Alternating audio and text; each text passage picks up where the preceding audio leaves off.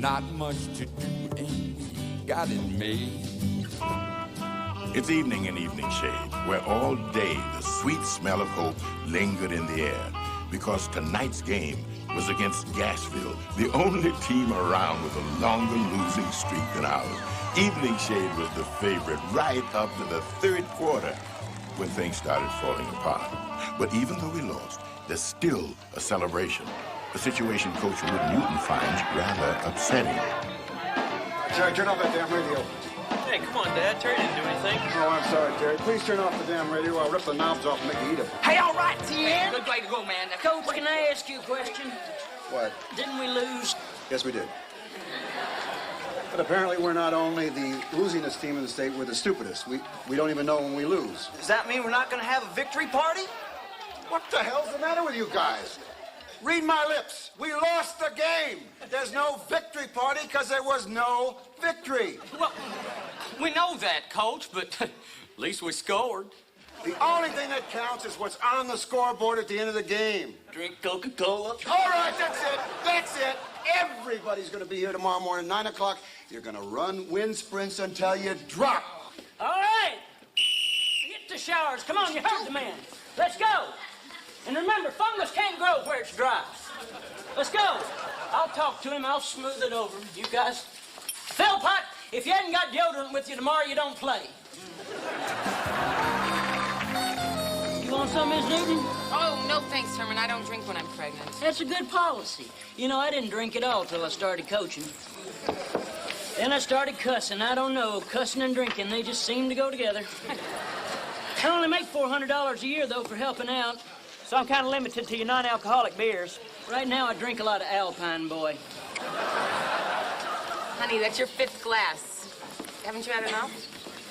Apparently not. I still remember the game. Hey, Dad, look at this. Now, Groucho Marx. Hey, where'd you get that? I was gonna, Mama. See, this is the prize I won. Oh, you won something. Wow, somebody in our family finally won something. Where are you going? I'm going to the John. You want me to go with you? Why would I want you to go with me, Herman? Well, you've had a lot of beers. I just thought you might need a little manly assistance. Well, I've been to the John for years, and I've never needed manly assistance. How come Daddy has a mustache? I can answer that.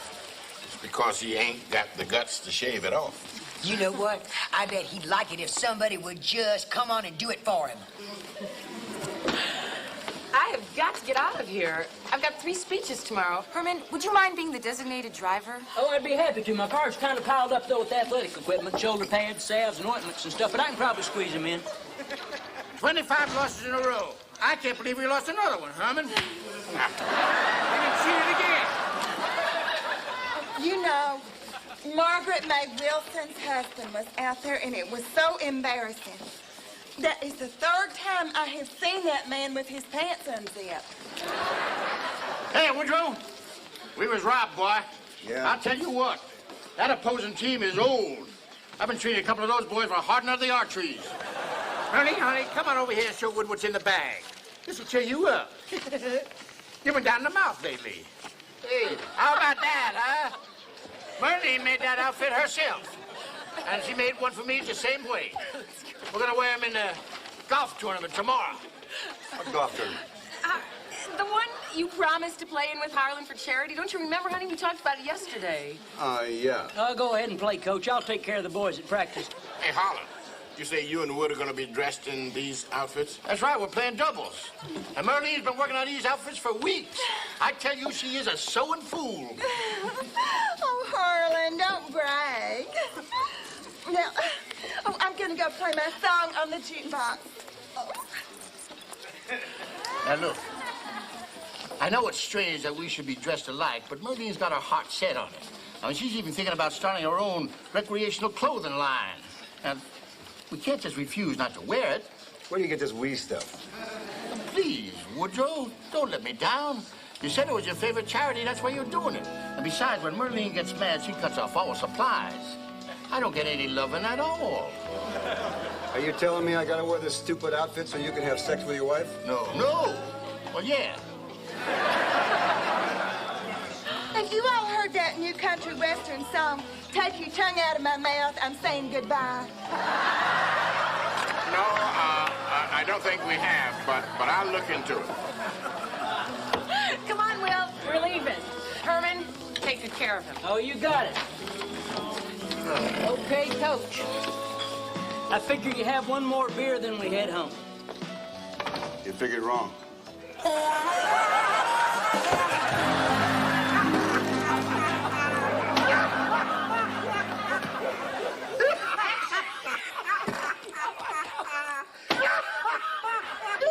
You know what wouldn't do it. Now, I have to be honest. I have to tell you, I never really liked you. Oh. Now, I never thought you were funny, but you know, for some reason, whenever I've been drinking, you are the funniest person in the world to me. What's that guy's name again? It's Mr. Stiles. Mr. Stiles is a friend of mine. As a matter of fact, when all the rats have left the sinking ship, Mr. Stiles will be right there at my side. Herman, come over here. What? Herman, we are in deep dog doo-doo. Because if we lose another game, we're going to make Sports Illustrated. You know, we're going to be the laughing stock of the country. As a matter of fact, we already are the laughing stock of the country. Hey, Coach. Don't you think it's about time you went to sleep now? Listen, you. He does not want to go to bed. Now, I want you to stop asking that. It's getting on my nerves. Okay, just quit poking me when you tell me.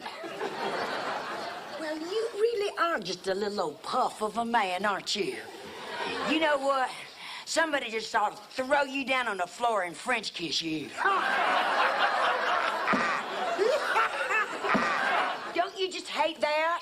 Whatever your name is? I guess so. What do you mean you guess so? You the one been talking that big, tough football talk all night. Now, I want to know exactly what you gonna do about it. I guess I'm gonna throw you down on the ground and stomp your butt. Yeah, I got one. Okay. Okay. Herman, come over here.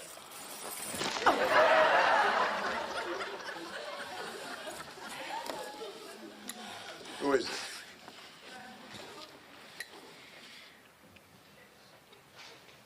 Roy? Roy, have you been back there in the bedroom fooling around with Dale? Walter Brennan. It's offside. Jesse said, hey, little Luke, get out of my sight. That's right, you idiot. That's Walter Brennan. Now, come on. Do another one. All right, this is hard because this is subtle. Okay, shh. You ready? Where is it? Every time I come to town, some young boy tries to make a name for himself. Marshall did. Oh, you idiot. That's Gregory Peck. Listen, you. I'm getting just a little tired of you calling me an idiot. Oh, my, that's very sexy. I like that. Okay. Now, I want you to do Marlon Brando in Guys and Dolls. Please, no, just once for me, please. But All right. I'll do my double-jointed elbow. All right. Okay. You ready? Do it.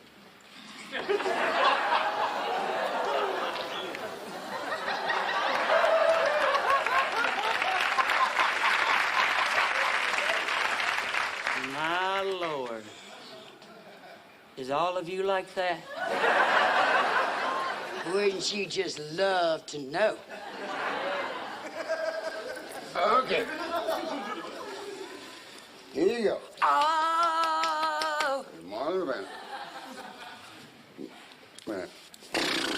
McGregor. Oh.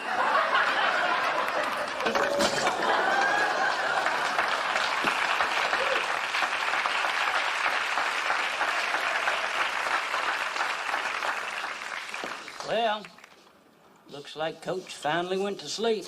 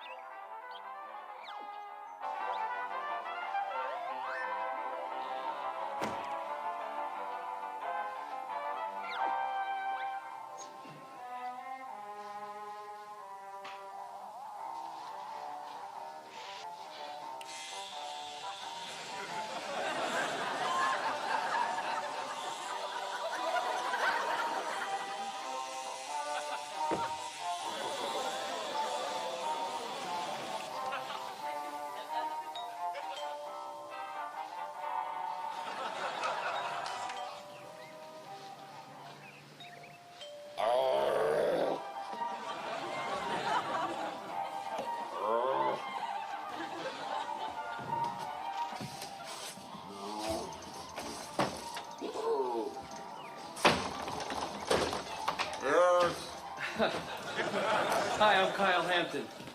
I'm an old friend of Ava's. Is she home? What time? Let's see, it's about 7:15. I wanted to catch her before she got away this morning. I don't know. She may have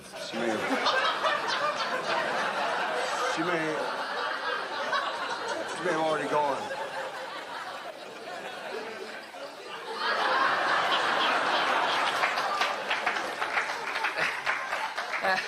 You don't remember me, do you? No. No, I didn't think you would, you being so much older. Yeah, I used to go with Ava in high school before you married her. And you were my hero. Yeah, well, thanks. Have you been ill? Not that I know of, no. Well, I'm a reporter now, New York Times. Been covering the Iron Curtain countries. Uh-huh. Yeah, I haven't been home in years. Uh-huh. Boy, you've sure been through some changes. You got a message for Ava? I'll tell her. Yeah, would you just tell her that Kyle Hampton stopped by? Okay. Okay, yeah. I got a question. That's just a reporter's curiosity, but do you really like the way your mustache looks? I don't know, Kyle. I've never really thought about it. May I ask you a question? Yeah. What the hell do you care? No reason. I'm just curious. I guess you get a lot of comments. No, just you. Okay, well, listen, I'll let you get back to whatever. Would you ask Ava to call me? I'll be staying at my mother's. Sure. Okay. Look, I don't know what kind of statement you're trying to make, but I'll say one thing. It's original.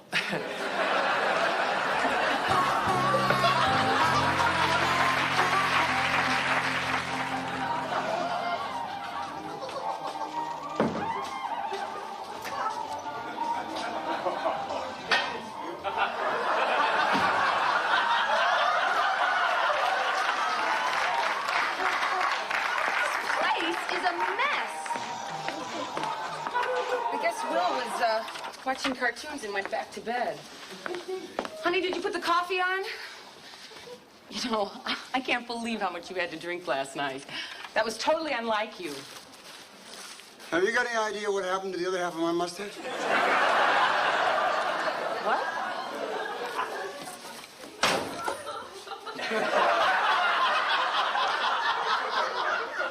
What happened? I don't know. I was sleeping there on the coffee table, and the doorbell rang. I went to the door. I came back. I had half a mustache. Well, who's at the door? I don't know. Some old boyfriend of yours, Kyle something or other. Kyle! You're kidding me! Wait, Kyle Hampton was here. I can't believe it. He hasn't been home in years. Well, what did he say? How does he look? fine. In fact, he had everything intact on his face. I, on the other hand, am missing half a mustache. You know, I was kind of in love with him. Well, once. He was the most popular boy in our class. Of course, I don't expect you to know that because you're so much older.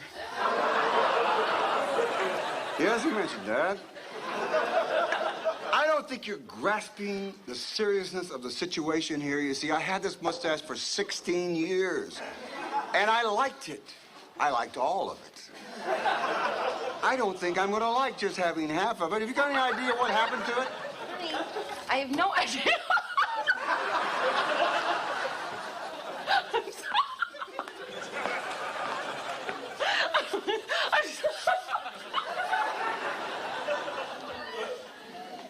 I'm sorry. You look so... It serves you right. You and Fred were out here carousing all night. I mean, maybe she shaved it off. She was talking about it earlier. Why would she shave it off? Why would she shave it off? I don't know. It's a practical joke or something. She's in one of her dark moods. Yeah, well, I'm gonna shave something of hers off, okay? What? Hello? Kyle. Oh, is that really you? Yeah, my husband said you came by. Oh, gosh, it's so good to talk to you. Well, yeah, I'm out campaigning all day. Yeah, I'm running for prosecuting attorney. Lunch? Well, I'm supposed to meet Wood after his golf tournament, but he said it's fine. So how about 12 noon at the Holiday Inn? Great. See you then. Oh. Well, I have to speak at the rehab center anyway at 3. You don't mind that I'm canceling, do you? No.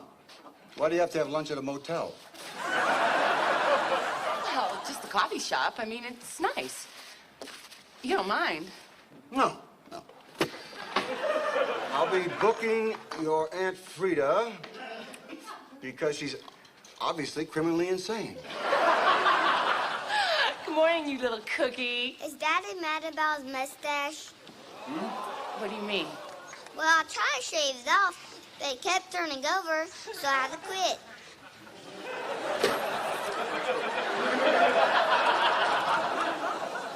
Are you kidding me? You did this to me? You know better than that. You could have cut yourself. He could have cut himself. What about me? I could be standing here with no lips. Let me see. It's amazing. Did a really good job. You're grounded for life. Wood, just calm down. It's my fault. We didn't explain it right. It was a misunderstanding. He thought you had something that you didn't want anymore. No, I guess unfortunate I didn't lose anything else. Let me make it very simple for you, all right? When you're talking to the children about what I want and what I don't want, what I want when I go to sleep at night is what it's attached to me, what's growing out of me, and whatever's hanging out of me, okay? When I wake up in the morning, I want the same things attached to me, growing out of me and hanging out of me that were there the night before. All right, I live in this house. I think I have a right to that. Stop shouting.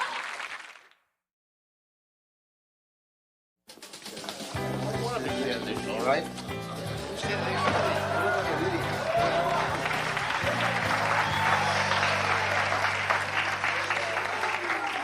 Ava with her date. I thought you said they were going to the Holiday Inn. I thought they were. Well, we better sit down now anyhow, because we'll look funny. Harlan, we passed funny about 6 hours ago, all right? And don't sit next to me. I don't want you to... I'll sit way up here You're next to you. overwhelming me, all right? Get away from me. Honey, I didn't even see you guys come in. Hi, darling. Hi. Oh. So, did you win the golf tournament? No, we lost. Thought you guys were going to have lunch at the Holiday Inn. Well, yeah, we were, but I decided that might be a little too much temptation. He's such a kidder. Yes, he is. I was explaining to him why you look so bad. Oh, good. I wouldn't want Lyle to have a bad impression of me before he leaves. When are you leaving, by the way? Tomorrow, which is why I think I have to make the most of every minute. Do you mind if I dance with your wife? It's up to her, you know. we noticed that our song from high school was on the jukebox. You know, we haven't danced in years. It's really important to him. Do you mind? Oh, it's important to him? Yeah. Yeah, I don't care. Go. Okay. Just maybe you'll capture that old magic. Would you hold my purse? Yeah. I've heard people probably, you know, it's a simple little song. It's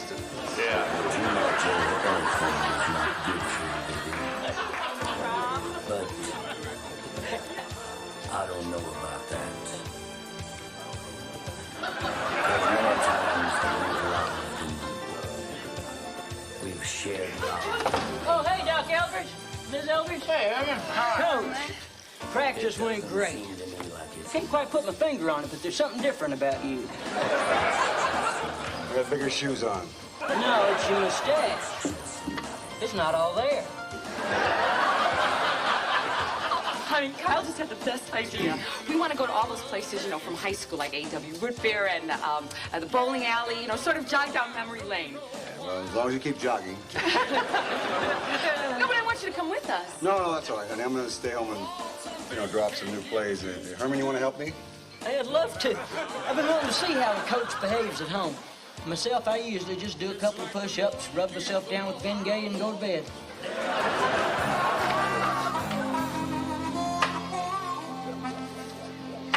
Good morning. Morning. Oh. Oh, I like it. Good. Ooh. How was your date last night? You have fun? It wasn't a date. We had dinner, and then we went bowling. And we cruised by the A&W to see who was there, but nobody was there except a bunch of kids Taylor's age. Actually, that was pretty depressing. Then we sat out in the driveway and talked. It wasn't that much fun. So much for memory lane. Sorry you had a rough time. Then why are you smiling? I'm just afraid I got it. You know something else?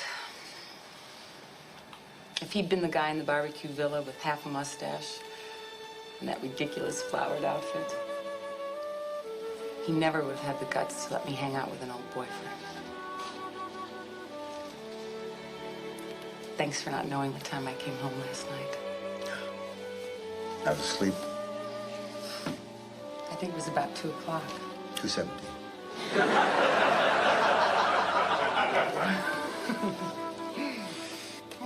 I like this bare upper lip. Morning, Coach. Hi, Herman. Morning, Miss Newton. Oh, Herman. Well, I figured Coach was feeling kind of low because he's the only man in town with only half a mustache. Since I am the assistant coach, I figured I'd just lend a little moral support. After all, that's what friends are for.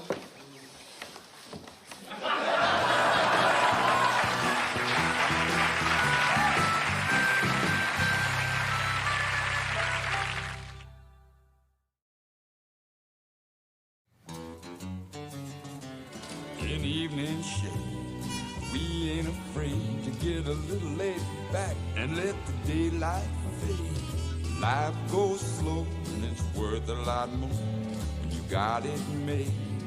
We got it made in the shade. Evening shade.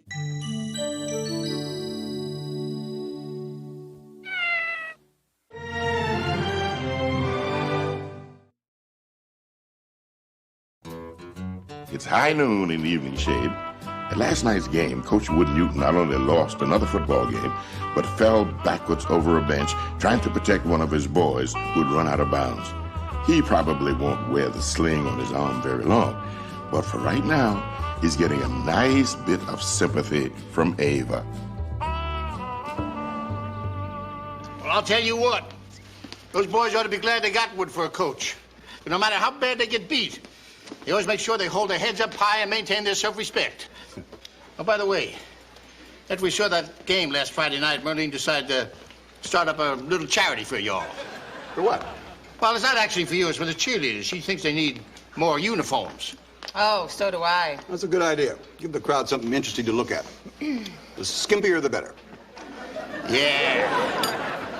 I was thinking along the lines of the Dallas Cowboy cheerleaders. Perfect. Funny thing about those costumes, the smaller they are, the more expensive they are. Why is that? I don't know. I think it should be the other way around. Yeah. It's okay, though. You know, I get a kick out of these charity things. I feel like dressing up like Stonewall Jackson and pulling my miniature cannon all over town, just like I did with the Cancer Society. Can I ask you a question? Uh-huh. You're such a good doctor. Why don't you have any dignity? I don't know. Why is it that you have so much dignity and you lose all those games? You guys. Marlene said you're auctioning off prizes. Yeah, folks are real generous about donating stuff. Yeah, here's a list of them right here. Let me see. Oh, look, Ponder's donating 6 free dinners. Harlan's donating a complete physical exam. Well, not really complete. You know, there's a couple of those procedures I don't like to do unless I get paid. Now, how about you, Wood? You want to give away something? I don't know. Every Friday night for the rest of my life. No, come on, let's think of something. No, he just had a good idea. What? We could auction off a weekend with Wood Newton. Well, after all, you are the closest thing we have to a celebrity around here. No, I live for the weekends. The weekend is when I get to be with Ava and the kids. Yeah. Now, don't be stingy. You said yourself it was for a good cause. I know, but can't we think of something else? I mean, this is our only time to be together. All right, you think of something else. I'm going to put it down here on the list. Yeah, that's a weekend with Coach Wood Newton. Right after 6 months of free pumping and removal from Dave's septic tank service. Don't be disappointed if nobody bids on it, because, who wants to spend the weekend with a guy with, his arm in a sling and taking a nap? I do. Hey, Coach. Hey, buddy, how you holding up? You didn't have to come over here, Herman. Oh, I figured I'd better stay pretty close, seeing how I'm next in line of succession.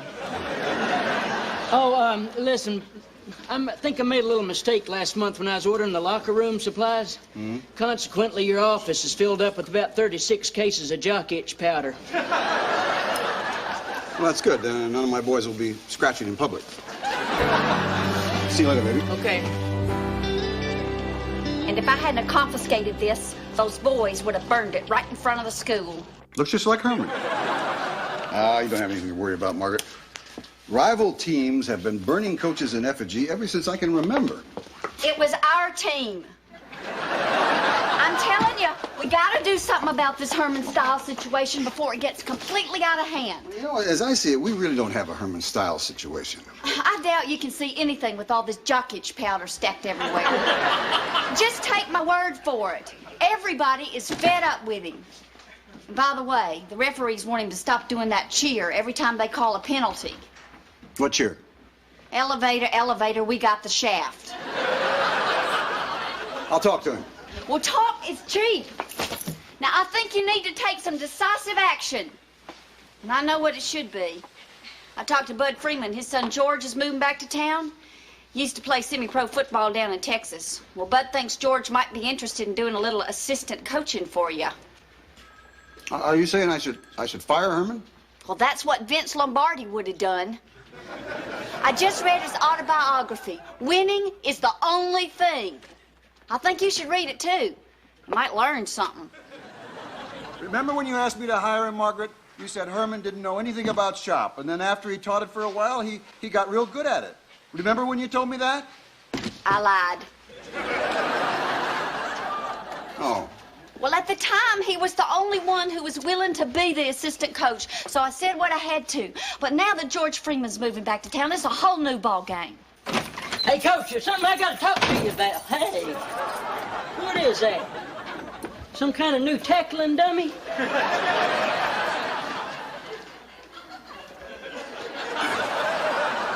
Margaret took that away from a couple of guys. I'm afraid they were going to burn it in effigy. Well, I don't know why it don't look a thing like you. Matter of fact, it's kind of stupid looking. It's supposed to be you. What? Well, hot dog. When the opposing team starts burning you in effigy, it's a pretty good sign you got them on the run, ain't it, Coach? Yes. Now, what was it that you wanted, Herman? Oh, yeah, listen. Hey, I got this great idea. I've been reading this library book on the subject of hypnosis. Oh, Lord, give me strength. Well, I was going to check out that autobiography of Vince Lombardi, but a certain somebody'd beat me to it.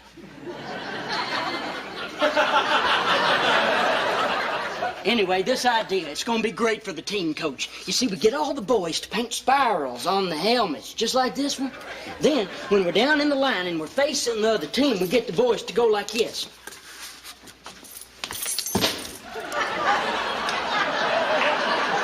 That'll probably disorient them just enough to give us the edge that we need. What do you think? Coach? I don't know what to think.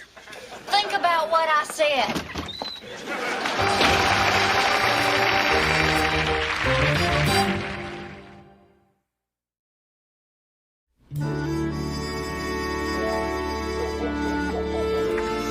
Come on, honey, you ready for breakfast?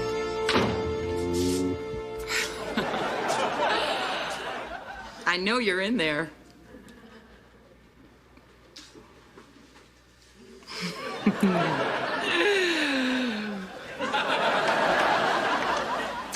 There's plenty of time for that later. Come on, it's Saturday. We promised the kids we'd help them with their projects. Molly's got this science thing, and we've got to make a plaster cast of Will's face. You're a little devil. I promise you. Ooh, later.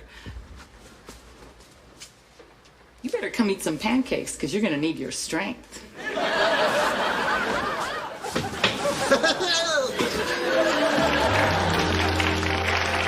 Will you say it first? Okay, we'll say it at the same time. Ready? 1, 2, 3. Good morning. Goodbye. Good morning. Hi, baby. Who's he talking to? Jennifer. I love you too. I thought he broke up with Jennifer. He did, but then she lost her mind again. It happened last week.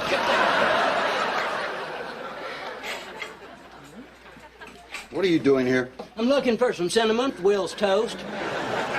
I don't see you till Monday. This is Saturday. Well, I was the high bidder in that charity auctions weekend with Wood Newton. Yeah. Did you know about this? No. Oh, no. I asked Miss Eldridge not to say anything about it. I wanted it to be a secret. Thought it'd make a real nice surprise. I mean, just think of it, Coach. You and me gonna get to spend some time together to cement our relationship, but away from the rough and tumble of the gridiron. How could you do this to me, Herman? I mean, we're together every day during the week, all day long. I mean, you should bid on something more practical, you know, like having your septic tank cleaned. Are you kidding me? Having you for my mentors meant so much for my professional life, I decided why not go the whole hog and see what it'd do for my personal life as well. I mean, I may not have met the right girl yet, but I mean, one of these days, there's gonna be a Mrs. Stiles and a bunch of little Stiles. I figured y'all would make the perfect role model for me to study. Ooh, that is so sweet. I'll take Will as toast. Oh, thanks. Okay, Will, buddy, here you go. Mr. Stiles, did you find a cinnamon? Close to it. Ooh, what is this stuff? It tastes like pizza. It's oregano. I want a cinnamon toast, not oregano toast. Well, have you ever tried oregano toast? I have now and I hate it. Have you ever had it? Well, no, I can't say that I have. But you know, I have this personal philosophy. You just dive right on off into things, whether you know anything about them or not. It's got me where I am today. That's true. You want to step over here a minute? I want to talk to you. Oh, sure. See you in a minute, Will. I've got the cinnamon. Thank you. Okay. Herman, Saturday it's a real special day for me. I get to do projects with the kids, and, you know, the weekend is like the only time I get to really be alone with Ava, if you know. Yeah, I got you. Yeah. So, you understand, you know, you just go on home. Oh, now listen, if you're worried about me getting bored, just stop it. This is exactly the kind of thing I was hoping to get in on. It's what I spent my money for. Good. Would you step down here for a second? Huh? You see, this is the kind of thing I'm talking about. Hmm? Things seem to be getting kind of hot and heavy between Taylor and that Jennifer girl. If you decide you're going to have a little man-to-man talk with him to explain the facts of life, I'd appreciate it if you'd let me sit in on it and take a few notes. I mean, I seem to remember Fred McMurray doing something like that with one of the kids in Son of Flubber. I can't remember exactly what he said, though.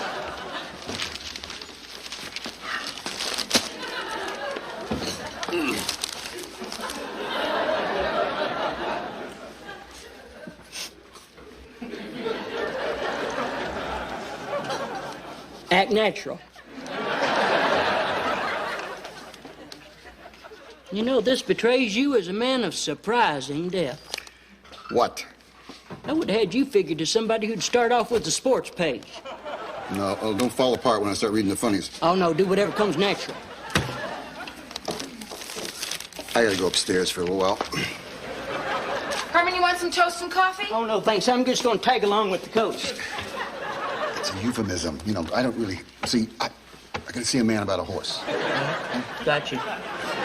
Coach, you'll be needing your paper. Thank you.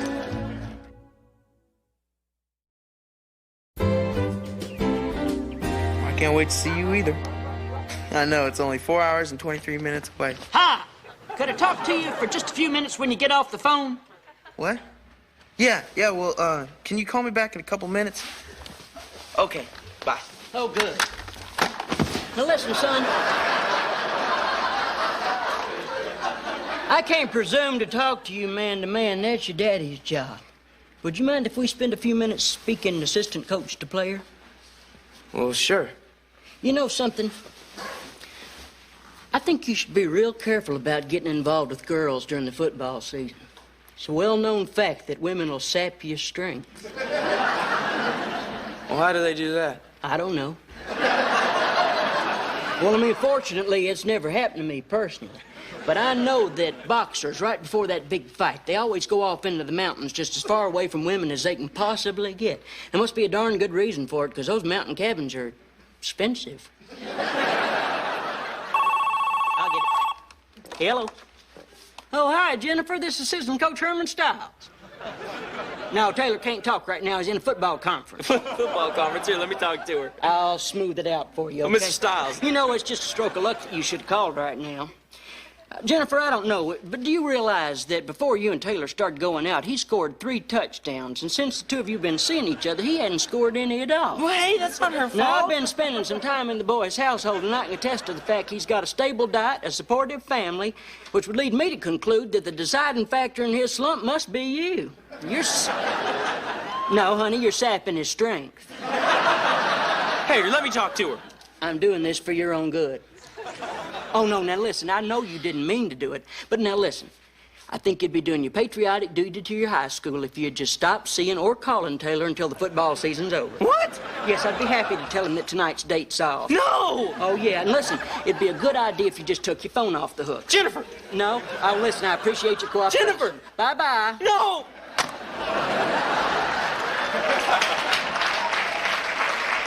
Well, that solves that problem. You know, she took the news real well. Oh, my! You scared me out of a year's growth.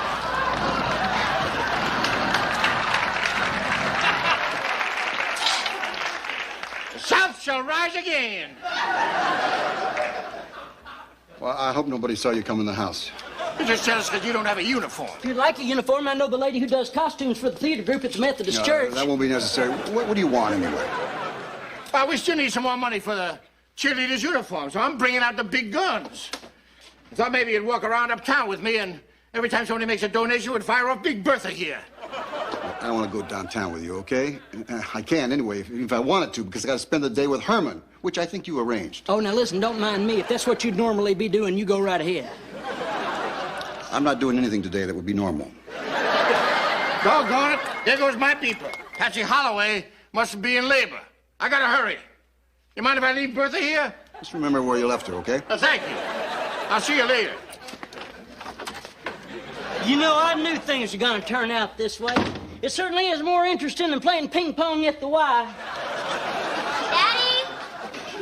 Daddy? Can we work on a miniature volcano now? Sure, I think so. Oh, listen, Coach, would you mind if I helped Molly out with her science project? You know, I've been wanting to spread my wings a little bit and see if I got that wood Newton touch. Besides, it'd give you a little time to spend with your wife. I know the two of you like to make out every opportunity you get. This is her project. It's up to her. Are you good at science? Are you kidding me? Spent my whole childhood locked in the basement trying to figure out the perfect stink bomb. Okay. Don't you worry about a thing, Coach. By this evening, you're going to be saying Herman Stiles is Mr. In Control. Well, I'll go see if Ava wants to make up. We can do it here on the table.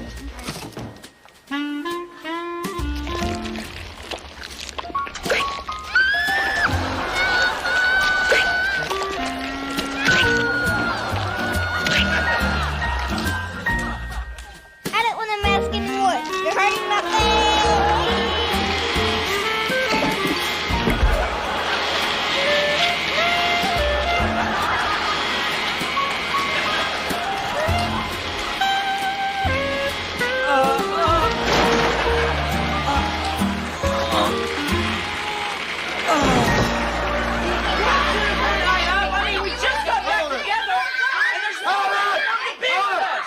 Hold it.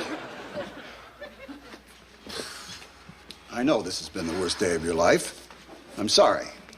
He ruined my volcano. I'll buy you another one. I'm sorry. He tried to break my face. Well, the man is totally and utterly incompetent. What's he doing now? Last time I saw him, he was vacuuming around Dr. Eldridge's cannon. Well, I hope that Bud Freeman's son is ready to do a little coaching for me. Does that mean you're gonna fire Herman? I'm going to fire Herman. Oh, what? Don't you think you're being a little hasty? I mean, Herman's got such a good heart. He's like an imaginary friend. What, I know he's driven us all crazy, but that's no reason to fire him. I really think that you should think about this. Get him out of my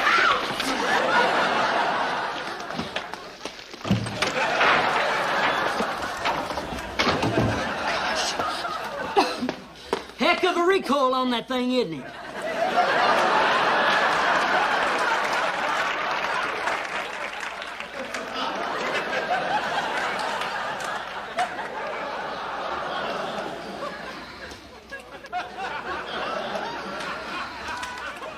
Herman, we have to talk.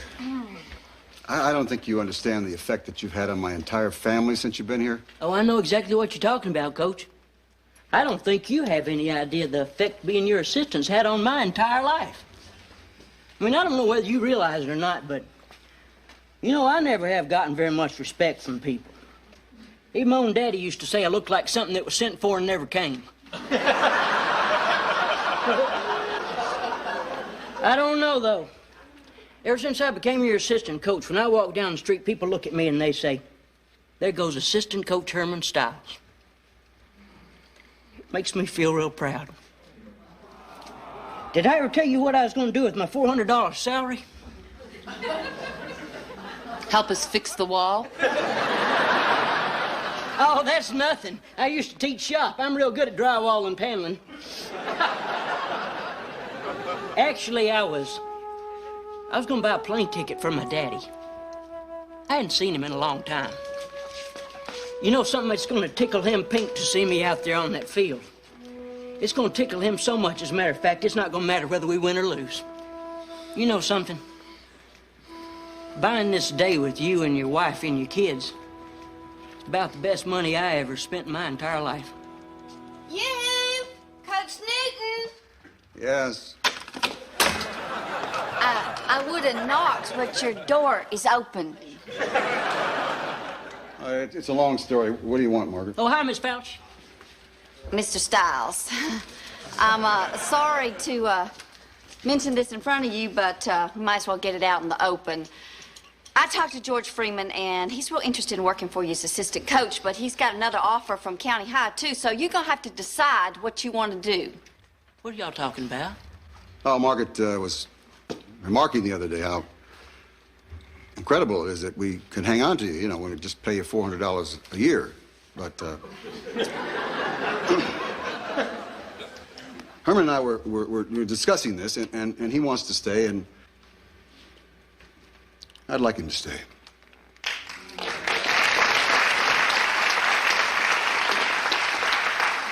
Yeah, he has a unique perspective on the game of football. In fact, I've never seen anything quite like it. So I want him to stay. Is that your decision? Yes, it is. Well, now that it's been mentioned, I could use a raise.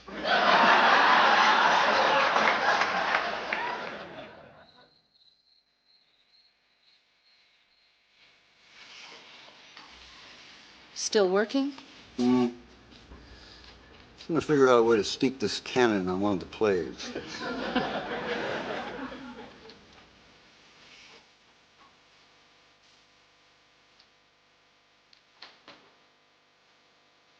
That'll be my theme song. The man who could have fired Herman Stiles and didn't. Well, you have a history of doing crazy things. Like marrying 18-year-old girls. See, some of the best stuff in life doesn't happen unless somebody goes crazy. Want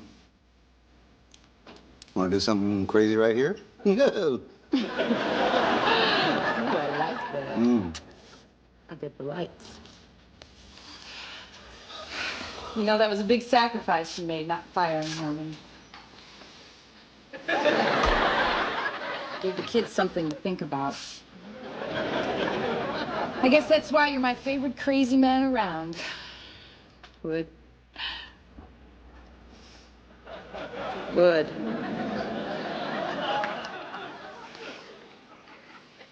Well, maybe the lesson for the Newton family regarding Herman is that if there is no solution, there's no problem. So once again, a warm, friendly feeling moves in on a place called Evening Shade.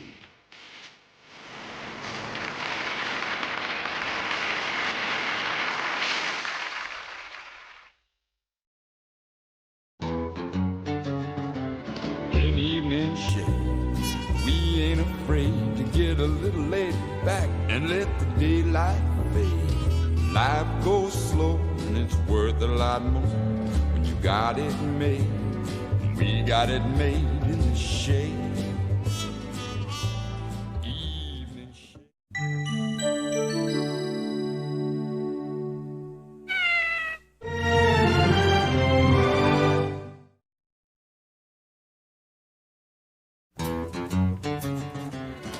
Evening shade, edge of the glade.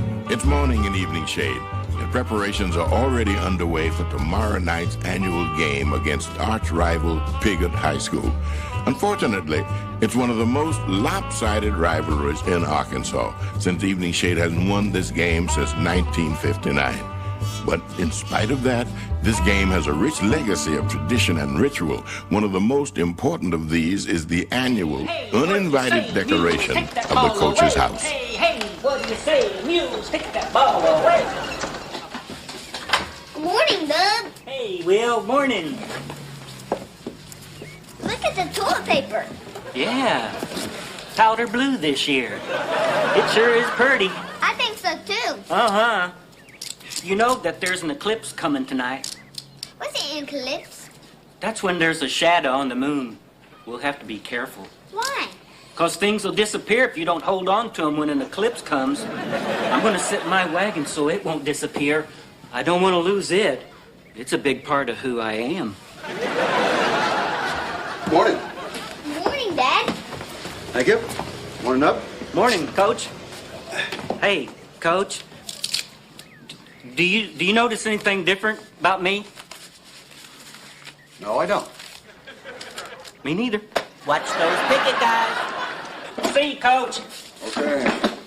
I have a feeling you're going to win. Morning, Doc. Morning. Oh, powder blue this year. Yeah. Are there any nice people in Piggott? Oh, I'm sure there are, but I haven't met them yet. Well, at least they didn't throw eggs this time. That's because the guy with the eggs got lost. Didn't seem very bright, did they, honey? Think you could actually beat them? You know something, I do. Really?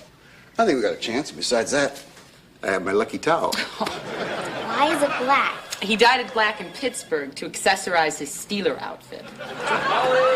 What? Amy Nolan's on the phone for you. Oh, good. She's gonna tell me if Jessica Jordan really wants to go with Scott Henry, or if Jennifer Cavallo just said that to make Rudy Fernandez jealous. I was wondering about that myself. Wood, I can't believe you're going to walk around with that mangy towel all day again. When you see Randall the Razorback, you'll change your mind. You mean that gross, hairy, ugly, disgusting warthog thing you call a trophy? It's everything I want in life. This losing streak has affected you more than I realized. You can't tell him this. He said the H where a man could have a stroke. Good morning, Miss Ava. Coach, we got a problem. We do? As everyone in this town is aware, tomorrow night is the annual Piggott game. Why do you have toilet paper all over your house? Mr. Stiles, try to stay with me. Now, as I was saying, tomorrow night is the Piggott game. Well, you know, Margaret, I think we might beat them.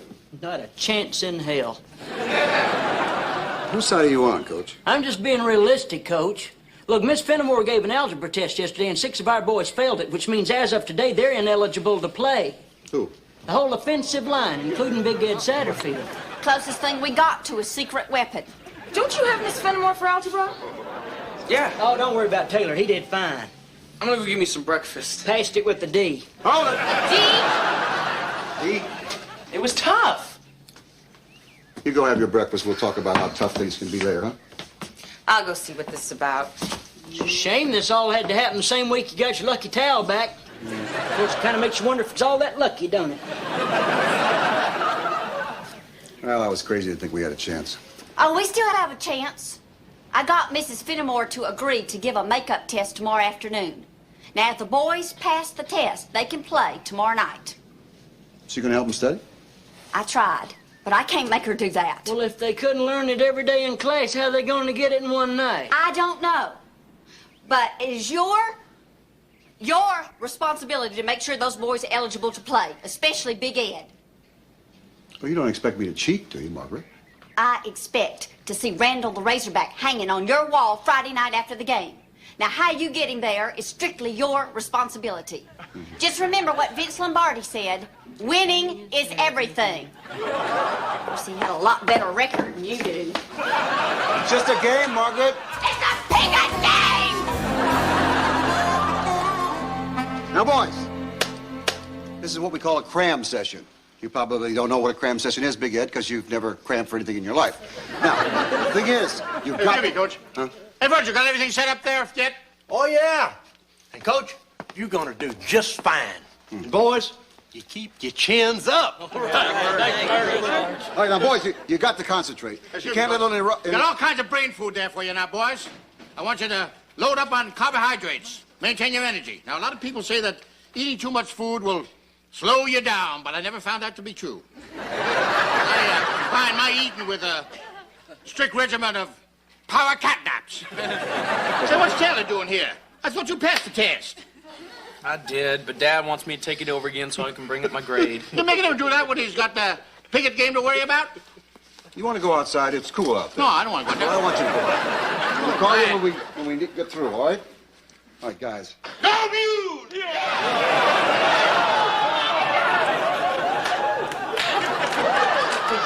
Excuse me, I don't mean to interrupt. No, that's okay. Have you seen Will's dinosaur? Yeah, right here, honey. I'm sorry about the noise. Oh, it's okay. Thanks. Somehow he got the idea if he doesn't hold on to this during the eclipse, it'll disappear. I wonder how I got that idea. I don't know, Mr. Lucky Towel. Want me to talk to him? No, it's okay. You got enough to do. I'll get the little kids in bed. You get the big kids in the game. Right. Okay, man. We're lucky enough to have an expert here on algebra. That's Coach Stiles. What? How long do you think this is going to take? It's going to take as long as it takes you to learn enough algebra to pass the test. Good. Well, in your case, Big Ed, that'd be what, April? That's very funny, loser. Why don't you take the energy it took to think up that stupid little joke and apply it to the algebra? Coach? What? Well, why do we have to do this in the first place? I mean, if Miss Fouch wants us to play, why didn't she just make us eligible? Yeah. Because then you wouldn't know any algebra. So? So, I've seen the way you play football. You should concentrate on algebra. Why? Nobody ever uses algebra in real life. I use it every day of my life. I'm the math teacher. I use it every day of my life, too. For what? I don't want to get in a debate with you, all right? Coach, take it. All right, gentlemen. Remember, nobody ever won a football game by walking across the field. You got to hit hard. You got to hit low. You got to hit fast, and everything will be all right. Remember, a chain's only as strong as its weakest link. Herman. Yeah. Algebra. Oh, yeah. All right. Boy, follow along with me. It's in your book. It's page 78. Now, remember, everything's going to be just fine. We're going to take it a step at a time, and it's going to be easy as pie. All right, now, in the example we have here, we have the monomial ax to the nth, Big Ed. What's a monomial? It's a number. or a variable, or a product of variables. Now, in this particular example, you have a, which can be any number at all, as the coefficient of the variable x to the nth degree. Now, n, as I said, is the degree of the variable, and it can be represented by any positive integer or zero. Coach. I know. What's an integer? We'll get to it. Now, in this example, as I was saying, if x were 3, take the cotton out of your ears and put it in your mouth. If x were 3 and n were 3, then you'd have 3 to the third power, which is 3 times 3 times 3. And if a was 5, you'd have 5 times 3 times 3 times 3, which is 5 times 27, and that would be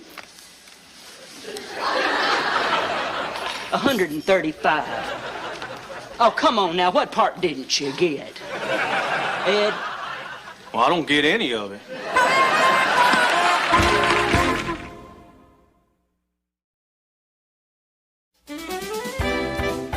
Now, before we do the highest common monomial factors of polynomials, or HCFs as we call them in the trade, I'll teach you about polynomial. Now, a polynomial is a monomial or the sum over different... You are making me crazy!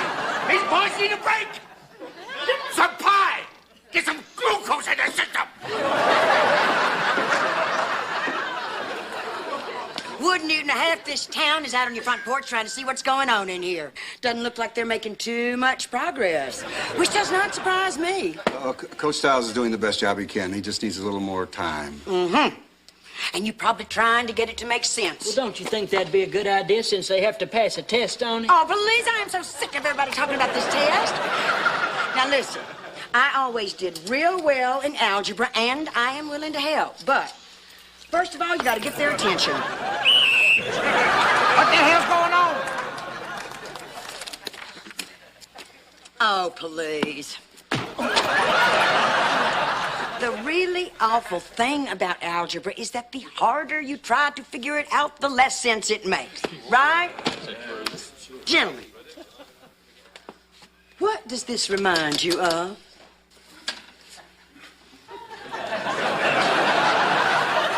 Women? Women! Right. Girls. Now, can any one of you tell me that you truly do understand the female sex? You? No. You? No. You? You? You? Forget about it. Gentlemen, you do not have to stumble through life like a big bunch of testosterone bombs just waiting to go off. No. You can use algebra to understand women. Now, think of monomials as girls. Yeah. And variables are just different ways to describe them, all right? Now, we're going to work this first one, okay? Now, X equals girl. And, okay, if this N was a 2, well, let's say that would be a girl who was sexy to the second power, or twice as sexy. Right. And A equals evening shade, okay? So, AX to the 10th power would be a very Sexy girl from evening shade!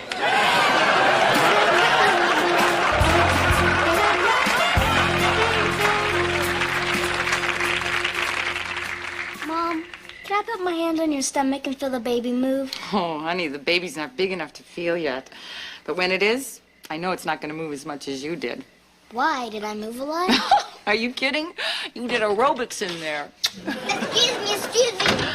The eclipse are coming to my room. Well, the eclipse isn't coming to your room. Honey, don't you remember I told you Nub was confused about the eclipse? I promise you, you're not going to lose your dinosaur. I was just making sure. Well, why do you have to be such a baby about it? Ollie, everybody's afraid of something. Oh, look, it's just about to happen, see? Yeah. Oh. Hey, I got an idea. The eclipse won't take your dinosaur away, but maybe if we each say what we're afraid of, maybe the eclipse will take that away, and then we'll have one less thing to be scared of. How about it? Yeah. Okay, you go first. Well, I'm kind of afraid to have a baby. Because in one of the chapters in our science book, It kind of sounded like that movie Alien. Oh, honey. Well, you don't have to worry about that for a long, long time. But when you're older and you fall in love, and you get married and you really want to have a baby, it's not very scary at all. Okay. Now is it my turn? Yeah, it's your turn. I'm afraid to be alone. But Will, you're never really all alone. You know that. Like in Sunday school, Will. I know what you're talking about. God. That's right. I want someone with skin on them. Will I do? Sure, Mom. Okay. Tell us what you're afraid of. Oh, that's easy. I'm afraid of the day you're all gonna grow up and move away. Because I'm gonna miss you so much. Maybe if you hold on to us, we don't go away. Just like a dinosaur. Okay. That's a great idea. Oh, I just love you guys so much. I'm gonna squeeze you forever. Oh, look, it's starting to happen. Wow, Can you see it's starting it? to go over a lot. Look, isn't that pretty? Wow, look at that. Oh my God. Oh, look at that little You know what, Frida? You surprised me in there. But I think a lady of substance should always have unexpected qualities. Besides, you surprised me too. I did? Yeah. There were a lot of real easy ways you could have dealt with all that, but you just stuck to your guns. I like that. Thank you. Don't let that kiss go to your head. Boys, let's walk. Good night there, Frida. Ava, darling, don't you let Wood make you clean up that mess. It was his party. Frida's right. I'll help clean up. Oh, no, Harlan, it's late. Merlene's probably worried. Now she's spending the night in Memphis. She wants to go to the zoo in the morning. Wants to see if they'll loan her some penguins for our next party. For what? Oh, she thinks it might be classy just have them standing around with the guests.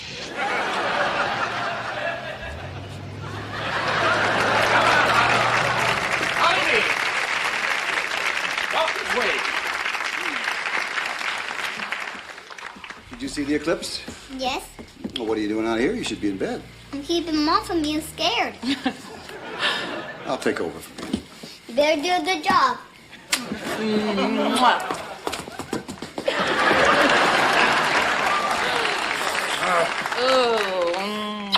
So how you doing, Coach? I'm tired. I just hope these kids understand algebra a little better. Even if they fail, I just hope they understand algebra better. I love that you think so.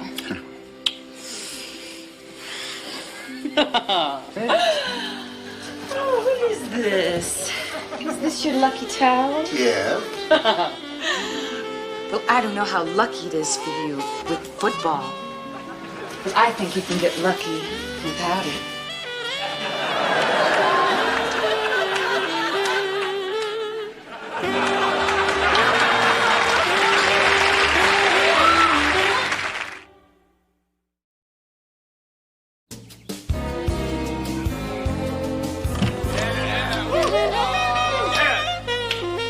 All right, I like this enthusiasm. This looks very good. This looks very good.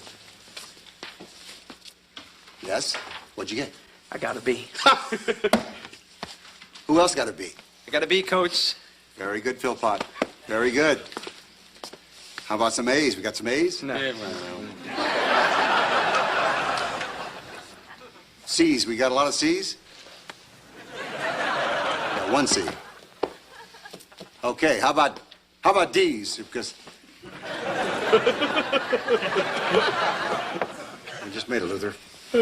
Very good, guys. I didn't see your hand go up again. Well, you haven't asked for the right letter yet, Coach. F. Plus. Now, you said the important thing was to try, and I tried really hard, so I was wondering if you go ahead and talk to Miss Fouch so I can play? Yeah. Come on. I can't do that. Come on, Coach. It's the Piggott game.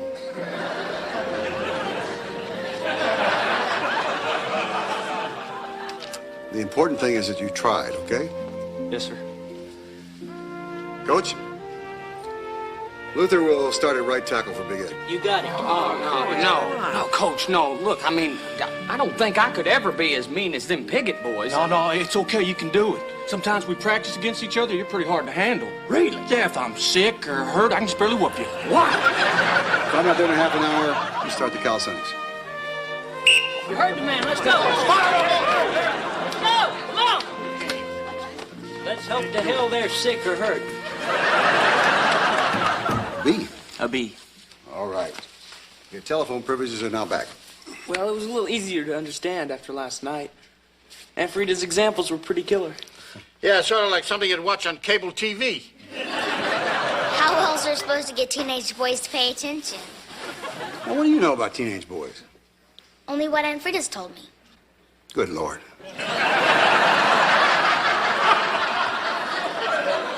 I want you to tell Aunt Frida not to speak to you for the rest of your life, okay? Look, I gotta go catch up with the guys. I'll see you at the game, okay, Dad? Okay. See you later, Doc. Hey, Taylor. Yeah. You did good. Thanks. You did too. Here's your jacket. Where's my lucky towel? I don't know. I haven't seen it since last night. Was it black? Yeah. Looked like a rag?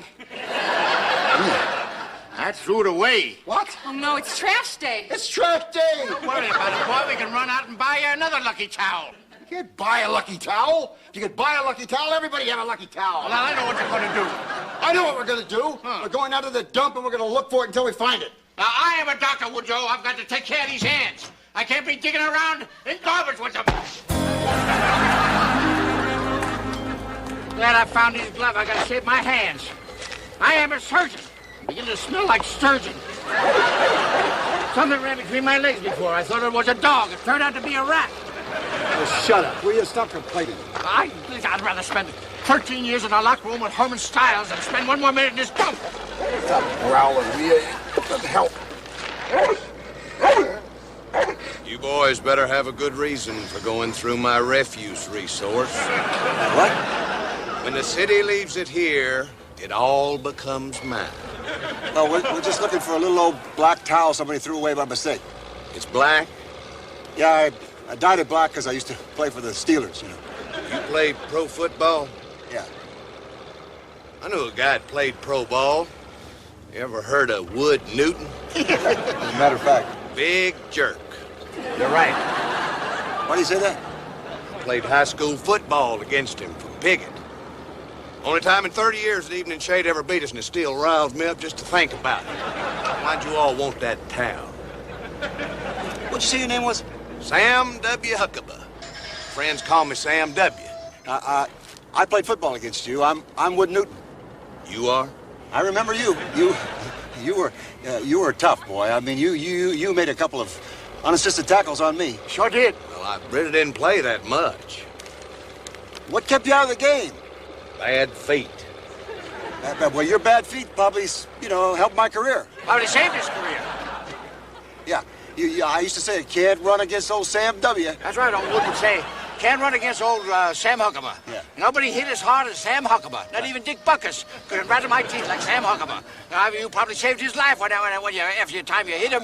He was right. I think you're going too far on it. Who are you, anyway? Dr. Holland Eldridge. You know, I've been looking for a doctor ever since I moved here from Piggott. A good family doctor. Now, you make house calls. Sometimes. Well, you know I still got them bad feet. You like to see them? I'd love to, but we gotta work on finding that towel right now. Well, I might be able to help you boys find that towel. Really? Yeah, I saw it when I was sorting my recycling. Where? Well, I ought to get something if I'm gonna help you boys out. What'd you have in mind? Well, I wouldn't mind somebody looking at my feet. But I can't do it right here. Why not? No feet, no towel. All right. This is a very expensive procedure. Oh, it'll be worth it when you see that. You just jumped up to my proctology rates.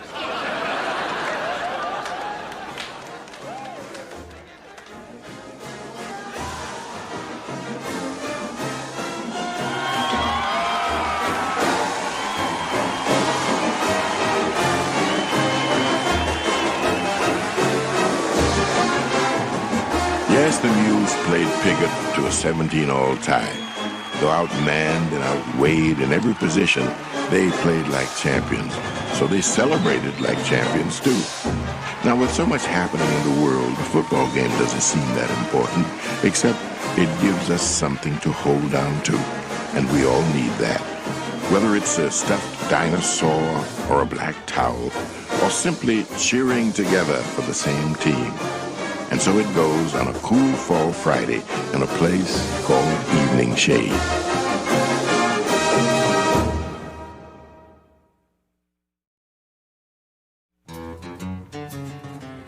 In evening shade, we ain't afraid to get a little laid back and let the daylight fade. Life goes slow and it's worth a lot more when you got it made.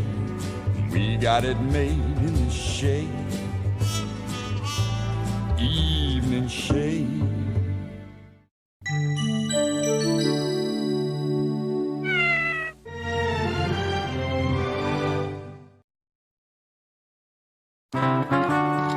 Evening shade, edge of the glade.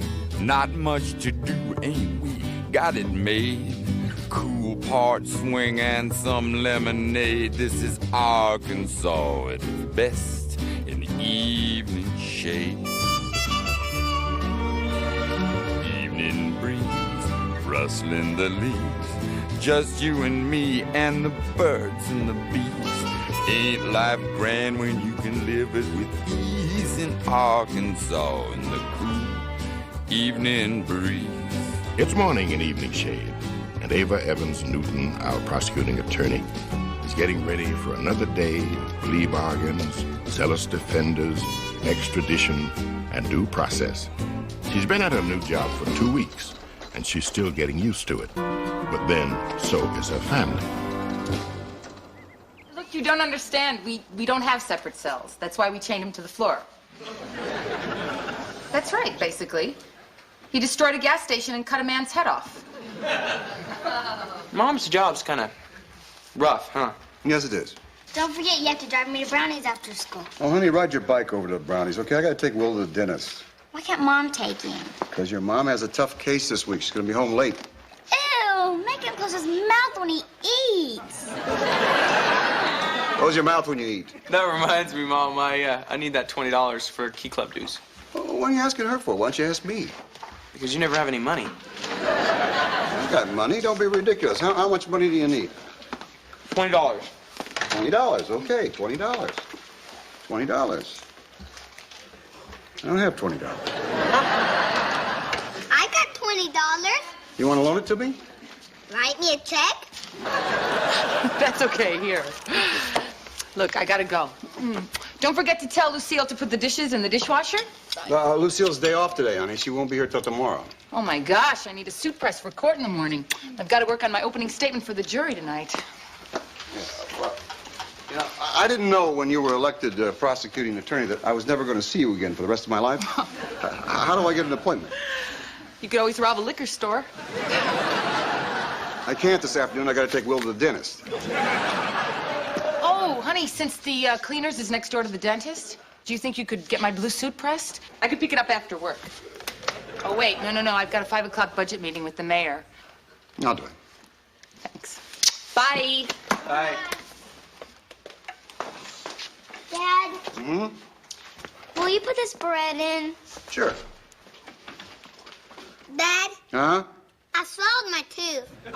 Good, then we won't have to go to the dentist.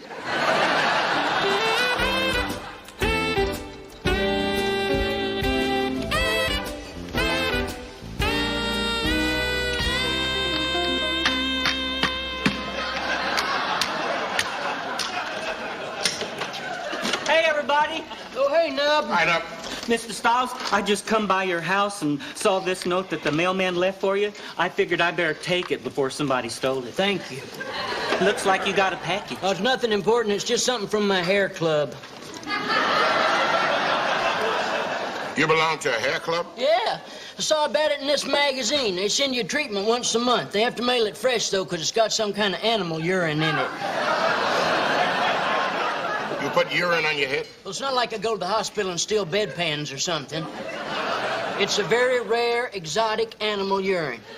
Go ahead, feel my head. I got a new growth coming in. No, I don't want to feel your head.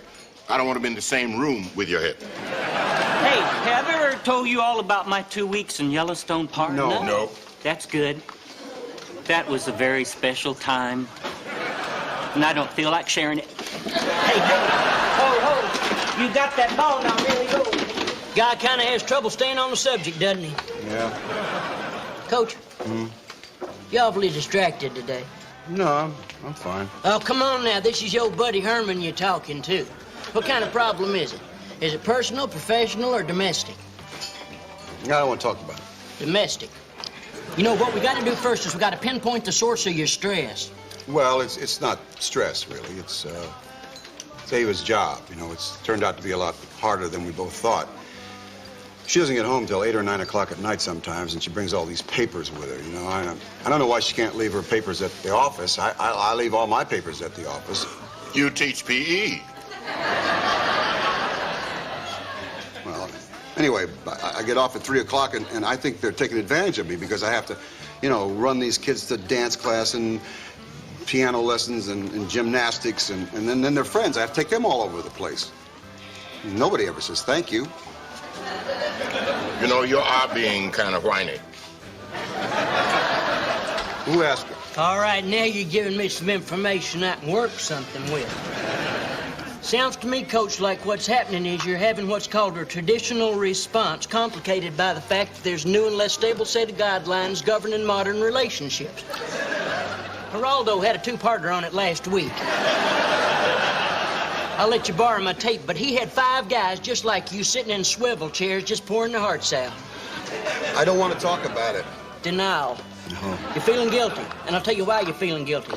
Because you're supposed to be this liberated husband in this modern 2-career marriage who's not only supporting his wife, but also helping out with the chores. But then you know what happens? Suddenly your wife gets this job that you think's maybe a little more important than your job. Or she's making just a little bit more money than you're making. And you start to feel resentful because you feel like you're having to take on more than your share of the chores. You know, just like women used to feel in traditional relationships. But then, you start to feel guilty about feeling resentful because it's no longer a socially acceptable reaction.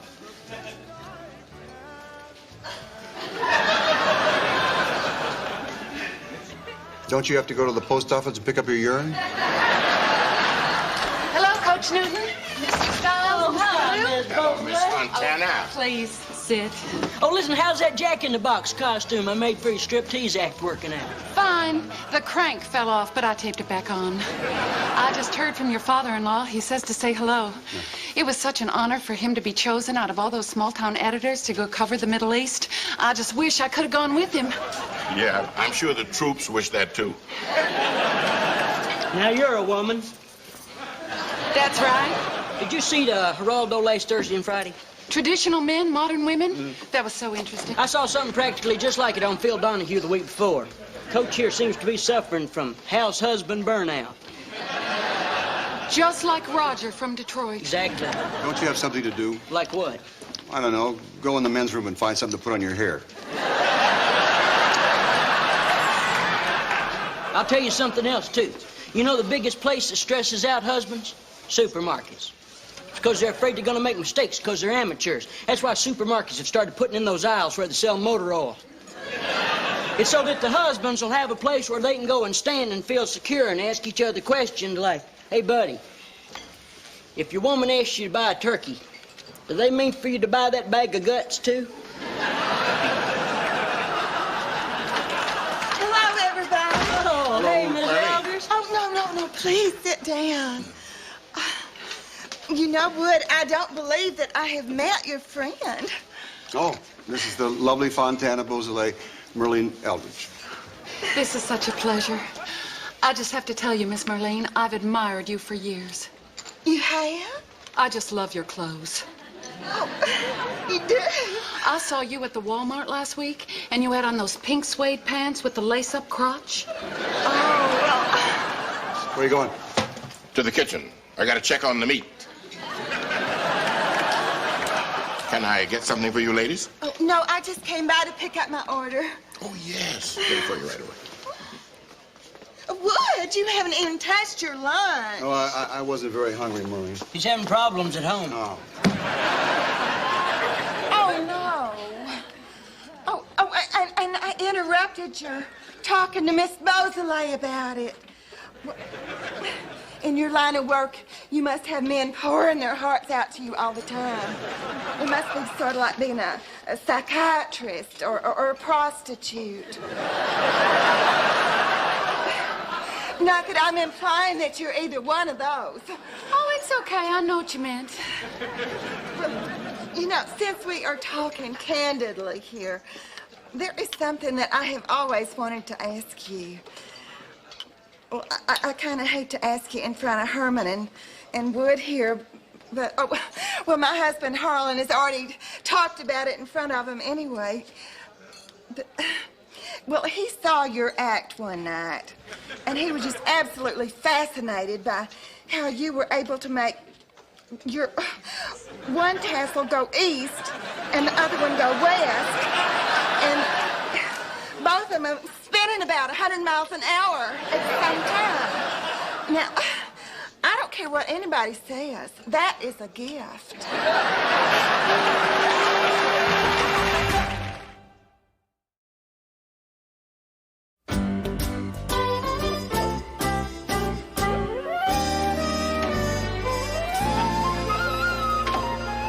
Is Mom home yet?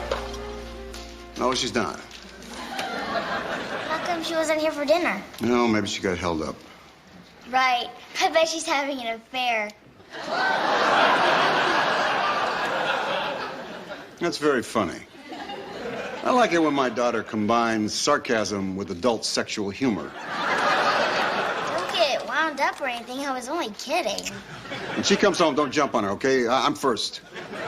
I'm older than you. I got some things to talk about. What do you want to talk to her about? I need help with my homework. Well, you could have come to me about that, you know. I'm not some ex-no-necked football player, you know. I mean, I'm a nurturing father. I'm a college graduate. It's math. Talk to your mother. She'll be home in a minute. Hi, sweetie. Two sweeties.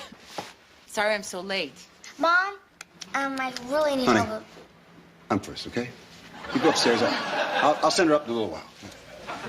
Oh, you found your way home, huh? I said I was sorry. The kids get their dinner? Well, everything they can reasonably expect from a single parent.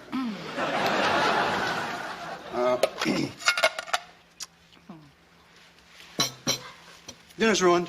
Oh, I'm sure it'll be fine. No, suit yourself. You know, I called you 27 times at the office. Nobody answered. What if I was some desperate criminal that wanted to confess? I wasn't at the office. I tried to call you, but there was a line at the payphone. I just figured I could get home faster. Well, you may not be able to cook, but you sure are pretty. That's very funny. You want to emasculate me? Why don't you go all the way? I was teasing. Yeah, well, I don't want to be teased right now, okay? You want biscuits, you have to make them yourself. The gravy's a little overdone. What is this about? Come here, you. Don't be mad.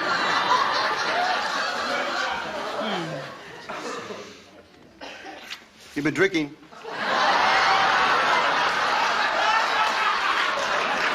I had one Moosey. One what? A Moosey. It's a non-alcoholic beer.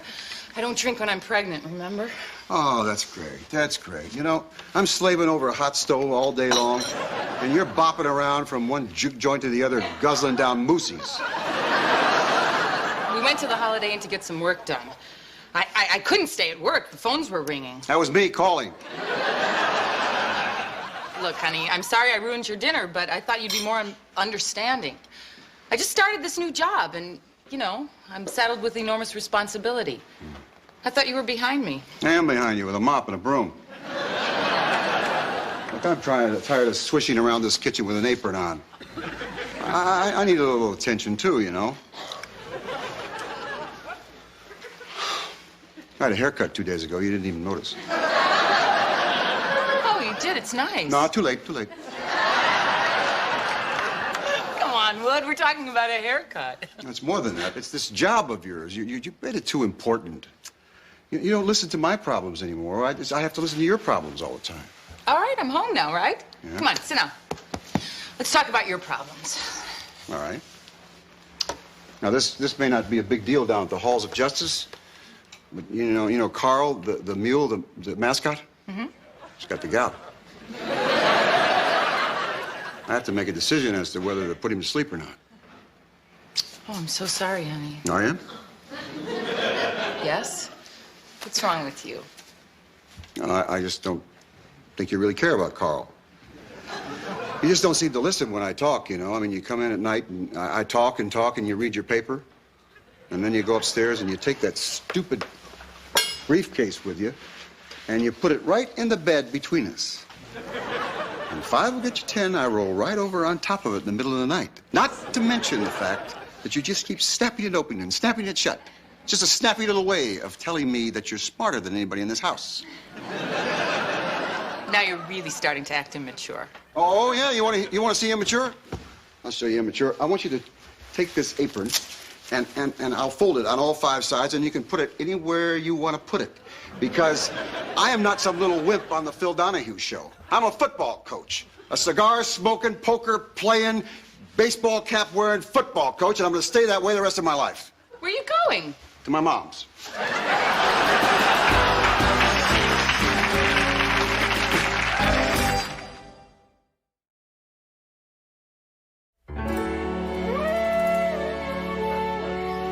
This is a big waste of time you making up that sofa when you know good and well you're going to wake up in the middle of the night and go home to your wife.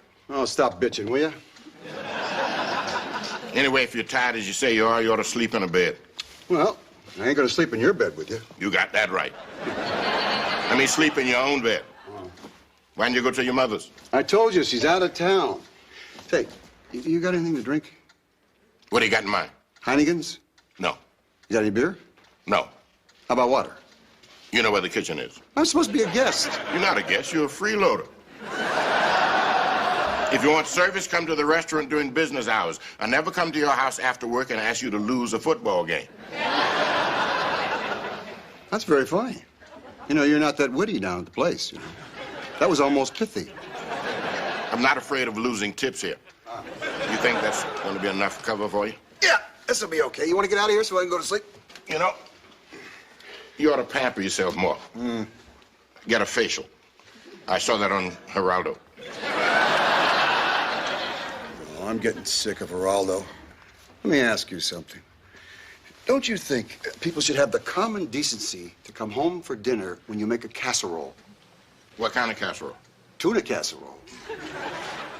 Not only that, you know, the kids are starting to hate me because I discipline them all the time. And then when she comes home, they just run in her arms like she's the only parent they got, you know? And when she talks to me, she only talks to me about criminals and lawyers and people that chop people's heads off. Are you ready to go to sleep? Yeah. Am I keeping you up? I'm sorry. Don't mention it. And one more thing. Yeah? Don't snore unless you hear me snore first. If you get up before I do, don't use all the hot water. And don't use my towel. Which towel is yours? My towel is the big, soft, fluffy one. Yours says Howard Johnson's.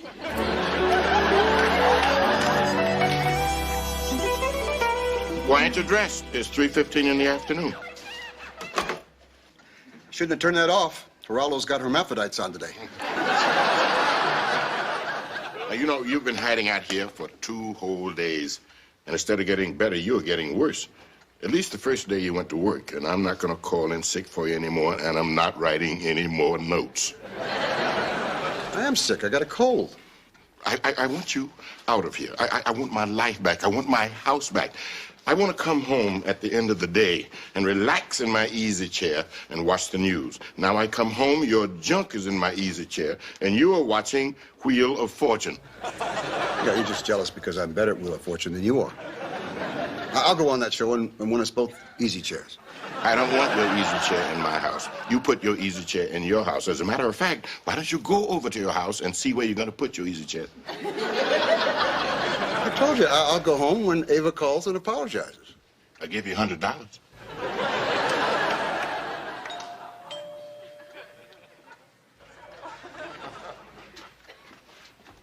High Ponder. Frida! Come on in. Wood Newton.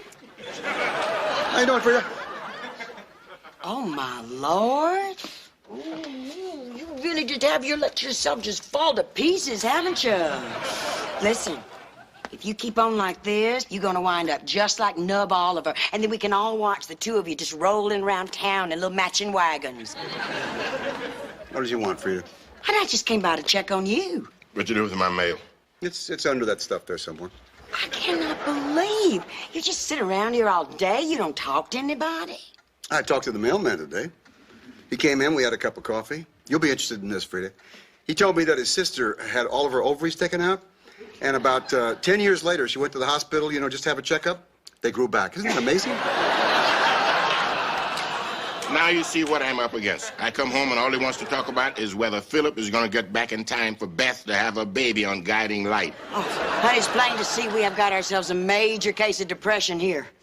I'm not depressed. I'm just a little tired. Oh, please. See, don't you talk to me about depression. Now, I know depression. I was Valentine's Queen at the state hospital. I mean, this is easy to understand. You and Ava have never been apart in the same town before. Hell, you never even been apart in the same room. Well, we're apart now, and apparently she likes it that way. Oh, what do you mean? Well, she could have called me. She's like me. She's got too much pride. You just up and left her high and dry. I didn't leave her high and dry. Lucille's there. Lucille is sick. She's not coming anymore. But, I mean, don't worry. Ava and I've worked it out. I'm in charge of everything. See, I'm going to take the kids out to eat every night, and then I'm going to teach them to meditate. I'm going to give each one of them their own little mantra. And, 2 nights a week, Taylor and I are going to drive up to Little Rock, and I intend to introduce him to the wonderful world of ballet. Where you going? I'm gonna pack.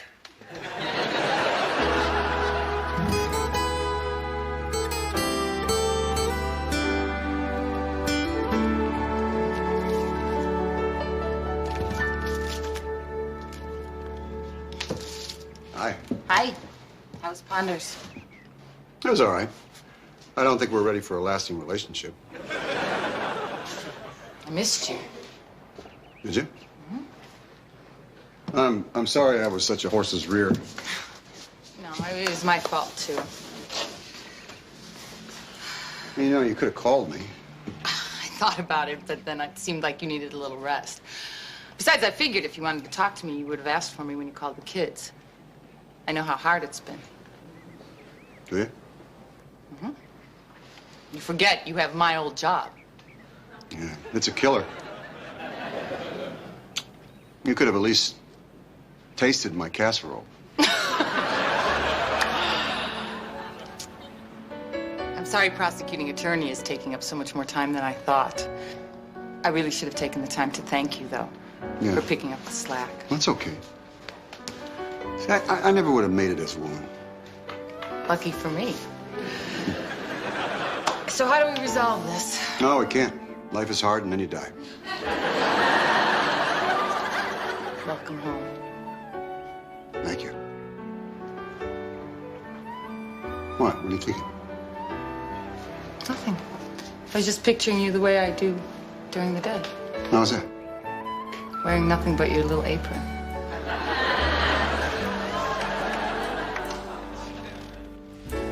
You're bad.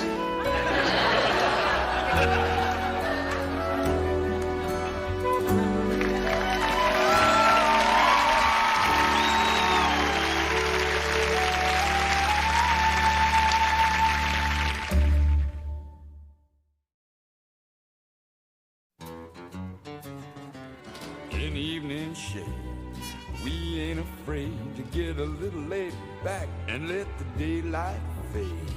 Life goes slow and it's worth a lot more when you got it made. And we got it made in the shade. Evening shade.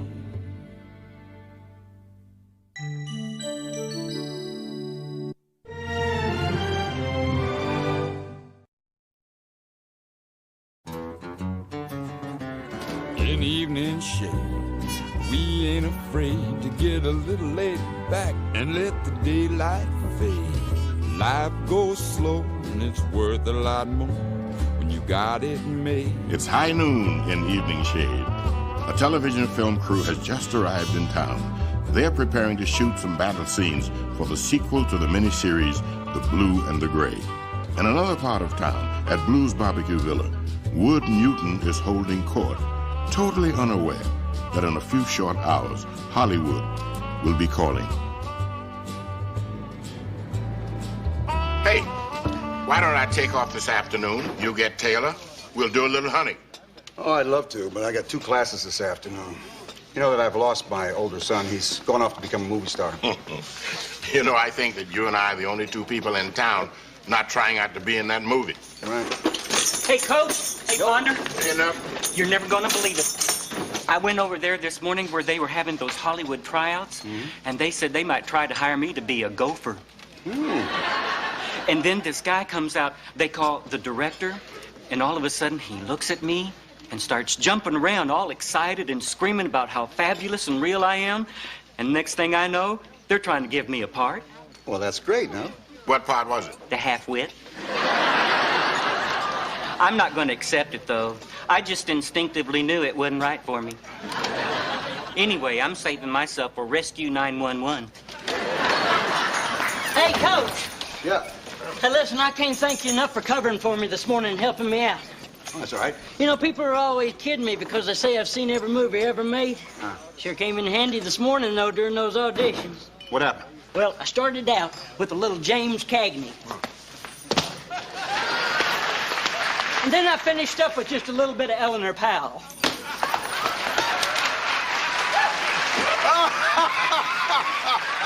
So what part did you get? The half-wit.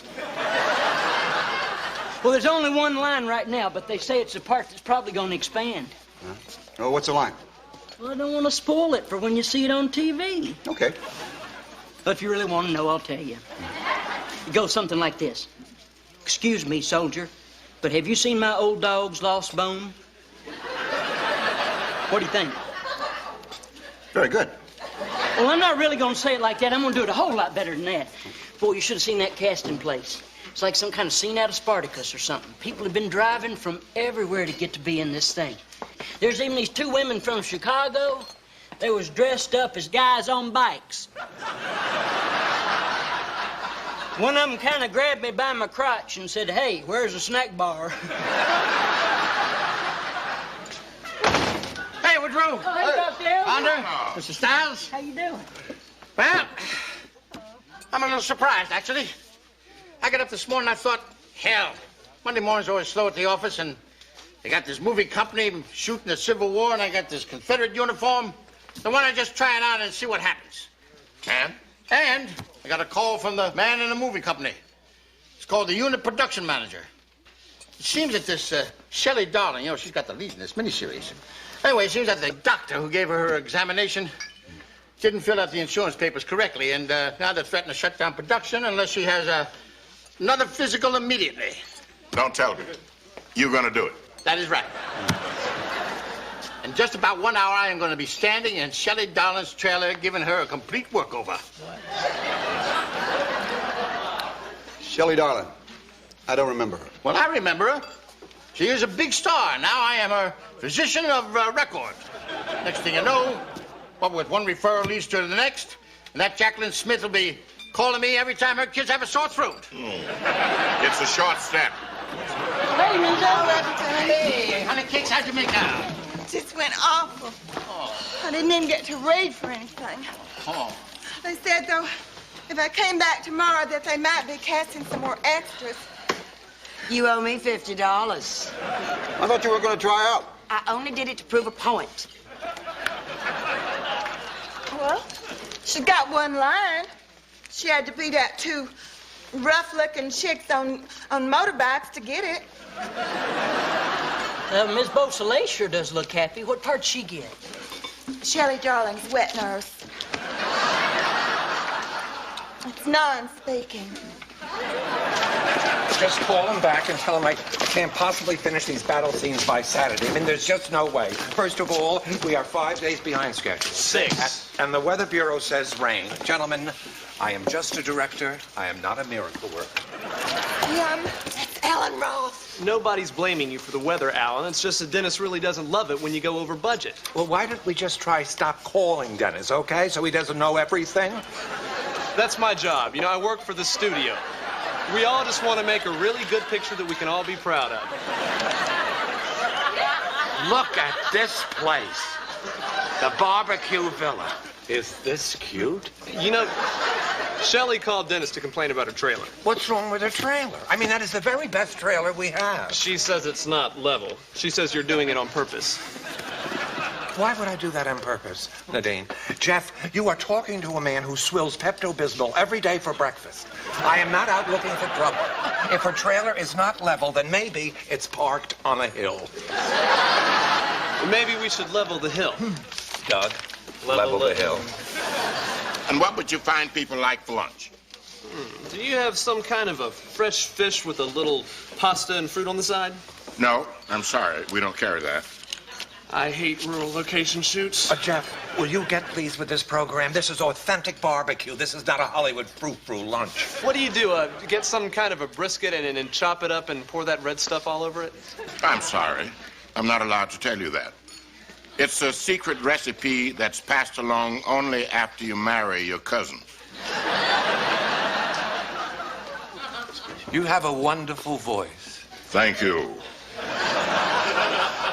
That voice is wonderful. You know, maybe we should hire him as a speaking extra. We don't have enough blacks to be slaves. Yes, age-old problem. Excuse me. We couldn't help over here. I'm Dr. Holland Eldridge. One of your people called me today. They'll give Miss Darling her insurance physical. Yes, that was me, Doug Jackson. Yeah. I just wanted to say, pertaining to your comment, that my wife and I would be happy to play slaves, you know, if you're running out. Well, you know, that is really very kind of you. Now, what did you say your names were, please? Fred and Ethel Mertz.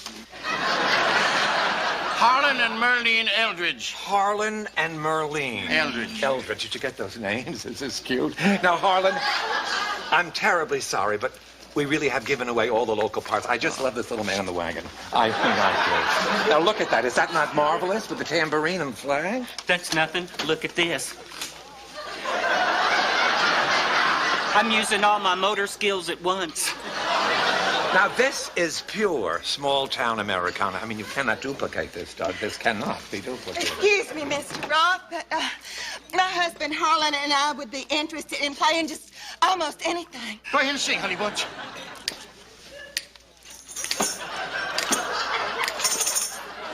It was the 3rd of June, another sleepy, dusty Delta day. Well, I was out picking cotton, and my brother was a bailing hay. That's very nice, but hold it.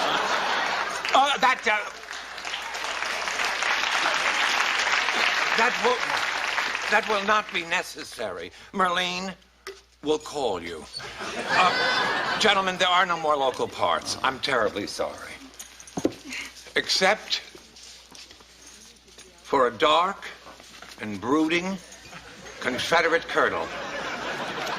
Who is that man over there? Harlan Eldridge. No, not you. Get out of the way, you. And everybody back. That man there. Who is that man? Oh, that's our football coach, Wood Newton. No, that's not the football coach. That's our Confederate colonel. Not you. Will you get back? That's Colonel Rodney Stone.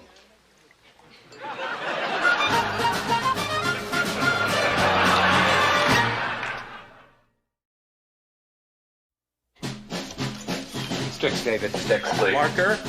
Okay, smoke, man. Smoke. A little more smoke. Okay, more smoke.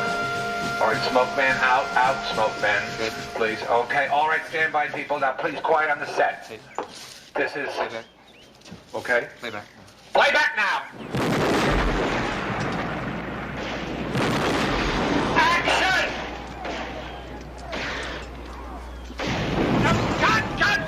Cut! Please, let's try this again. Fellas, Confederates, you are coming over the hill too slow. All right? Now, this is the 28th take. And I am really getting very tired. If you people don't work this out right, come over the hill slow, or we'll have to get people from New York. All right? Once more, people. You know for something, the 30th time. Thinking about changing my line. Instead of saying, "Excuse me, soldier, but have you seen my old dog's bone? Mm-hmm. I'm thinking about saying, excuse me, soldier, but have you seen my old dog's damn bone? Too much. They don't like you cuss on TV. But don't you think Dan would give it a sense of urgency? Now, why don't you just stick to the script, huh? Hey, Coach, you want to go over your lines again? No, I don't want to go over them again. You know, I don't know how you talked me into this. I've missed 2 days of school already. I only got 3 stupid lines in this stupid miniseries. Nobody's going to watch it anyway. Excuse me, Coach, but that first Blue in the Gray did real good in the ratings, and you got more than 3 stupid lines. You got the biggest part of anybody in Evening Shade, and you're even getting to act with the star. Mm-hmm. Besides, you're carrying the torch for the whole rest of the town. What's the holdup? Oh, we're just doing a few pickups, waiting for Miss Darling. She's not feeling well. Well, what's wrong with her now? I don't know. She came outside, took a look around, and then went back in her trailer. Since she is always coming out, looking around, and going back inside. I mean, what is she, a groundhog? That's very funny. And another thing, exactly who are all those people that keep going in and out of that trailer? Her husband, her hairdresser, her manager, her publicist, and her lint picker. The what? Her lint picker. He's the guy who picks lint off of her. I seen him doing it. I wish I'd known about that job. I would have applied for it. Hi. Oh, hi. Hey, mister. Oh, we just thought we'd come and visit you. Hey, guy, how you doing? I can't believe you haven't worked yet. It's already 5 o'clock. Huh? Hi. Not coming out. Can't go in there now. Her husband says she doesn't want to speak to anyone in person. What is that supposed to mean? I talked to Dennis in California. He said that we should try to get her on the phone. Try to get her on the phone? Why would I do something like that when she's 20 feet from me? I don't know. This is Bob, as soon as she comes out, hit her with the spot, okay, please? So that I don't have any more excuses from her. Thank you. Hi. I just love this girl. Look, don't upset her. Just call and maybe she'll come out. Can I borrow your phone a minute? Sure. Thanks. What's her number? Wait, what do you think you're doing? I just want to give her a little incentive to come out. Who are you? Well, it's all right. No, he plays Colonel Rodney Stone. It's fine. He's got a scene with Shelley. Go ahead. And not only that, I'm the head football coach here in Evening Shade. I don't want to tell you guys how to run your business, but if I had a ball player that acted like that, I'd run him around the bleachers until he died. Yeah. Well, thank you for your input. You're welcome. Excuse me, but would any of y'all care for a junior mint? No. It's what I always eat when I go to the movies. I'll take one. Well, that's very cute. Oh, look, there goes Harlan. Alan, listen, the temperature's falling and the blood is getting all gooky. None of it is going to match the stuff from this morning. Oh, give me the phone. Get that phone. I want her out here now. Do you hear that?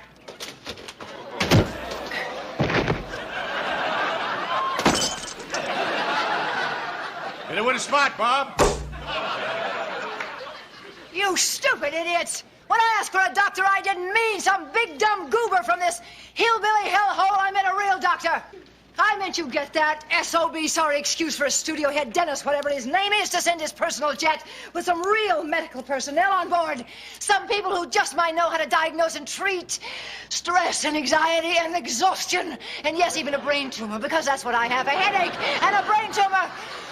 From being consigned to live in this redneck hellhole for 5 nightmare days in a freaking hospitality inn with no room service.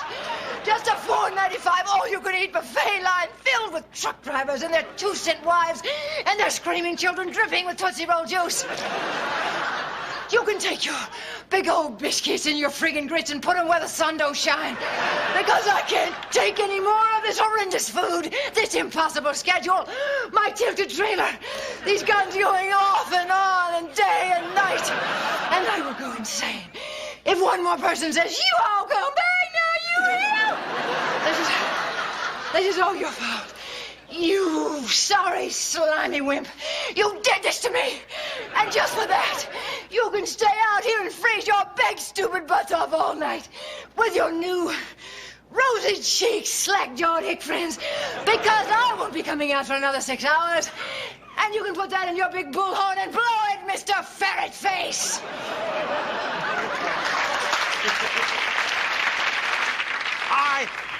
I love it when she addresses something to me personally. Well, gang, you can relax. It's going to be a long night. You know, if she takes 2 minutes out of that speech, it could be wonderful.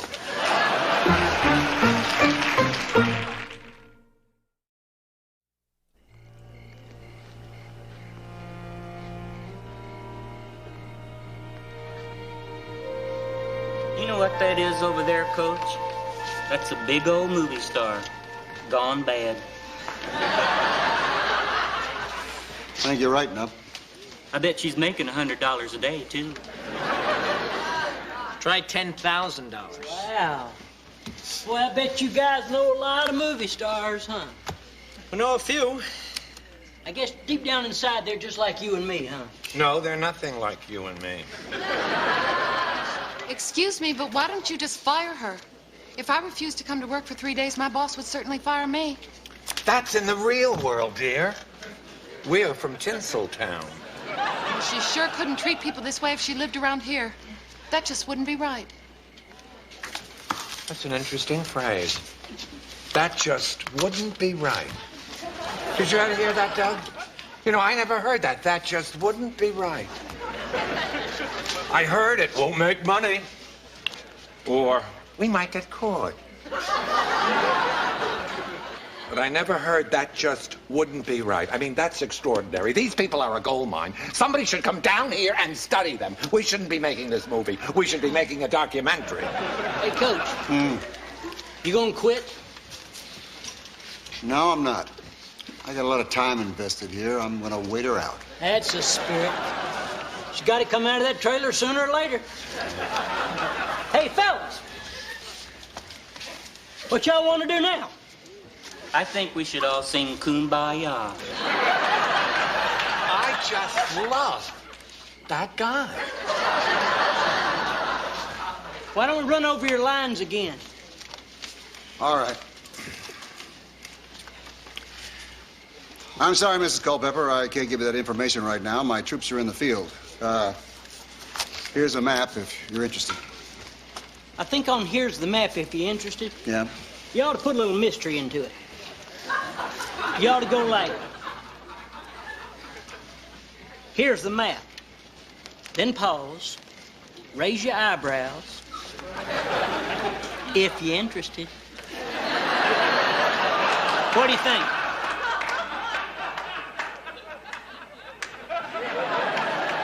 She's not coming out. Bob, kill the spot.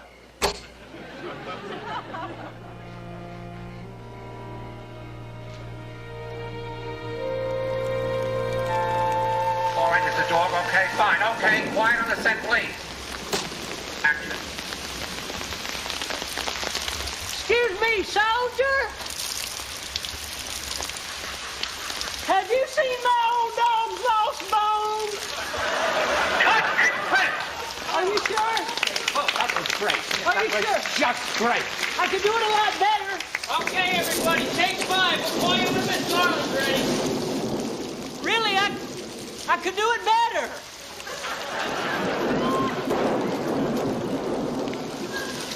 Well, Coach, you just saw me take my first step on the road to Hollywood immortality. Don't worry, though.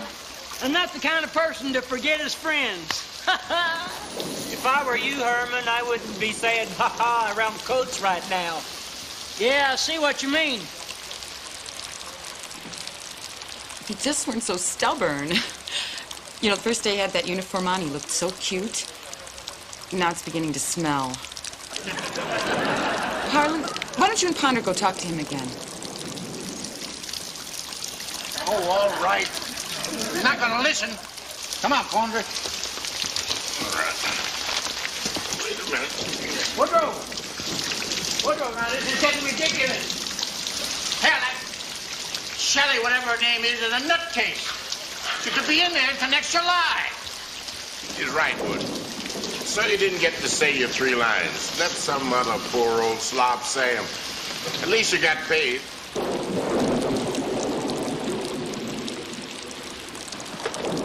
Hello. That was her manager. She hates her makeup. She doesn't want anyone to see her. She's not coming out. Actually, that's not correct.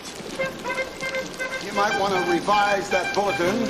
As a matter of fact, he is coming out, and she's coming out right now. All right. Because me and a lot of other people in this town I've been sitting here for 5 days through rain and sleet and hail and snow. You know, I am not interested anymore in what you think of the weather and what you think of your friends and how you refuse to talk to people in person because I'm here now in person here to talk to me. What do you think you're doing? What am I doing?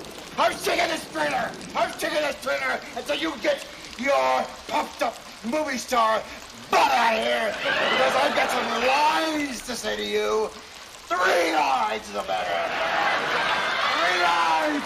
3 lines that I've been working on all week long. I'm rehearsing 3 lines that I'm going to say by damn right now.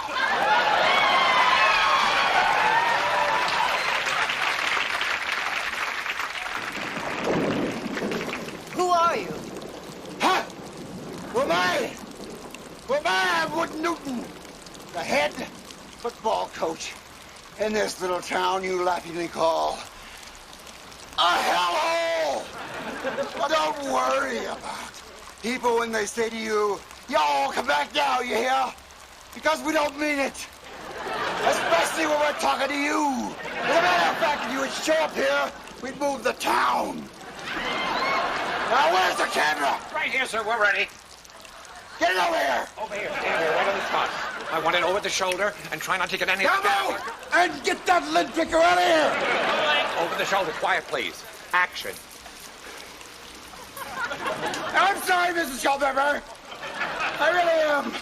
But that's all the information I can give you right now. My troops are in the field. Here's a map if you're interested. Cut and print! You did that. You'll never work in one of my films again. Frankly, my dear, I don't give a damn. And so Wood Newton's acting debut begins and ends. He may not get a star on Hollywood Boulevard, but he'll always have one on our main street, right here, in a place called Evening Shade.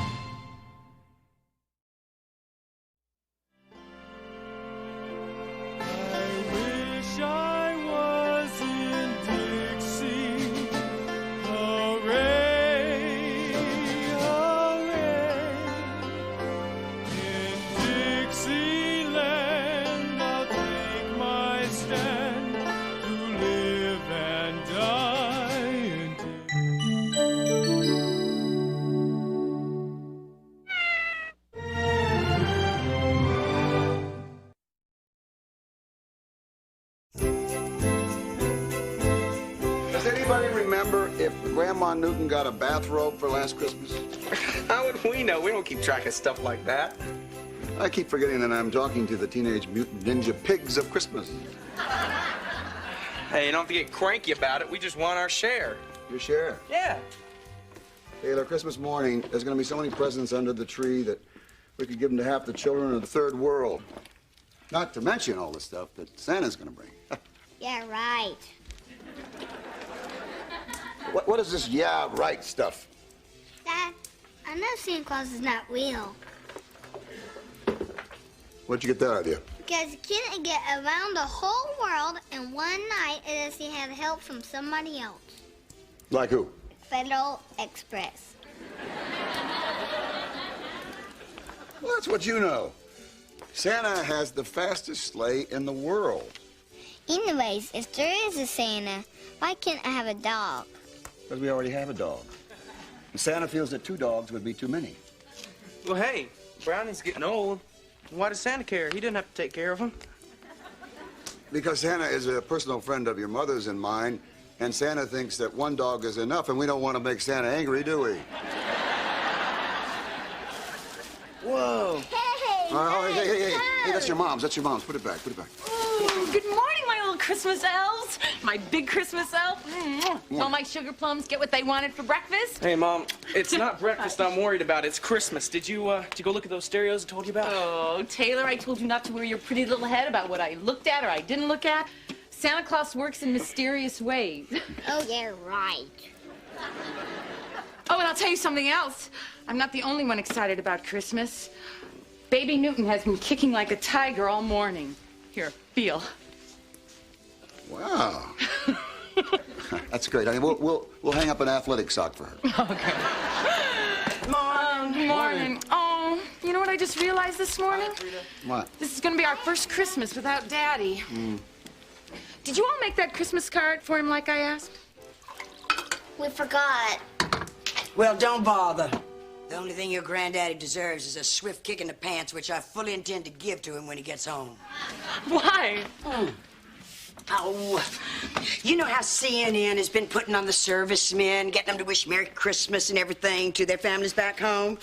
Well, this time they were out with some military unit someplace, and your daddy was one of the ones who got to send home holiday greetings. Oh, you're kidding. What did he say? Hi.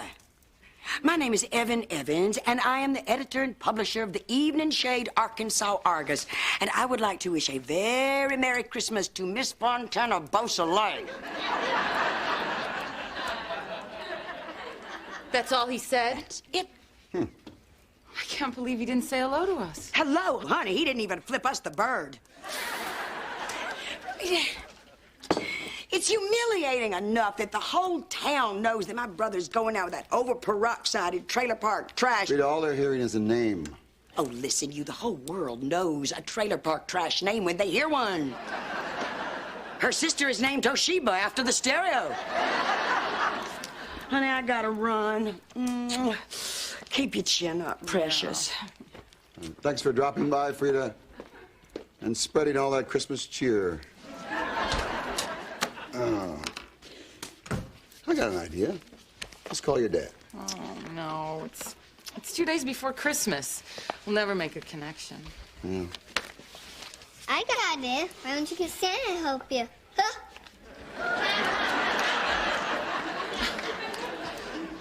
Is he being sarcastic? I'm afraid so, yeah. He doesn't believe Santa Claus is real. He doesn't believe Santa Claus is real? Nope. Where did he get an idea like that? Oh, maybe Mike Wallace said it on 60 Minutes. It's not funny. I know it. We can tell you why he doesn't believe. Why? Well, last time he lost a tooth, he didn't tell you guys, and he went on and put it under his pillow. Well, the next morning when the tooth was there, he stopped believing in the tooth fairy. What's that got to do with Christmas? Well, see, he's conducting another one of his little experiments. He's telling you guys that he wants a Nintendo, but he's asking Santa to make it snow. Good. Snow's a lot cheaper than Nintendo. So if he gets the snow, then he'll believe. Right, because he knows you guys can never make it snow. Why doesn't he just go to bed the night before Christmas like every other kid and take potluck in the morning? Well, hey, I know what we can do. We can all go down to Phil's Appliance and look at a stereo for Taylor. Hello. Speaking. Uh-huh. Uh-huh. Oh, no. Oh, no. Yeah, I'll be right there. Yeah, I have to take Molly for a rehearsal for the Christmas pageant anyway. All right, bye. What's wrong, huh? Oh, it's Mr. McDole again. Do you remember I told you he got caught shoplifting some coloring books at Walmart? Yeah? So I went to see him and his wife, and did you know that they have 7 children? Yeah, I taught a couple of them. Well, you should see their house. I mean, these people have nothing. Anyway, he and his wife came to see me a few days later at work and asked me not to prosecute. He was wearing this shiny, thin little suit, you know, clutching his hat in his hand. I mean, it just breaks my heart when I see a man in a cheap suit clutching a hat. Anyway, I got the charges dropped, right? Well, now, he's been down at Fouch's shoplifting some bath powder. I guess he's gonna hit every store in town before Christmas. Oh, that's sad. Yeah. Say, he hasn't hit Phil's Appliance yet, has he?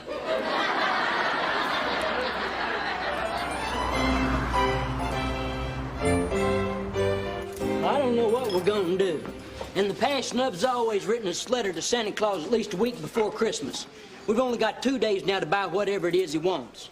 I don't understand why that letter's not at the post office. Well, maybe they lost it. No, I've been over there every day. Ponder's over checking right now. What do you think we ought to do, Coach? I don't know. I got troubles of my own. Do you know that Will doesn't believe in Santa Claus anymore? What? Yeah, he's worked out this elaborate test to prove it. I don't know what's wrong with kids today. They're like investigative reporters. No wonder they don't believe in Santa Claus. He comes to town, they hunt him down like a dog. Well, personally, I think it's from people watching too many shows like Unsolved Mysteries. Personally, I'm not getting into the Christmas spirit this year. It's gotten too commercial for me. You're not going to dress up as Santa Claus over at the hospital? No, I'm mad. Everybody got together and decided that in order to promote good health, they would use a thinner Santa. Right. Another tradition down the drain. Now they want a trendy, thin Santa Claus. Next thing you know, he won't even be based at the North Pole. He'll be working out of Southern California, he'll have a therapist, and he'll be questioning his commitment to Mrs. Claus.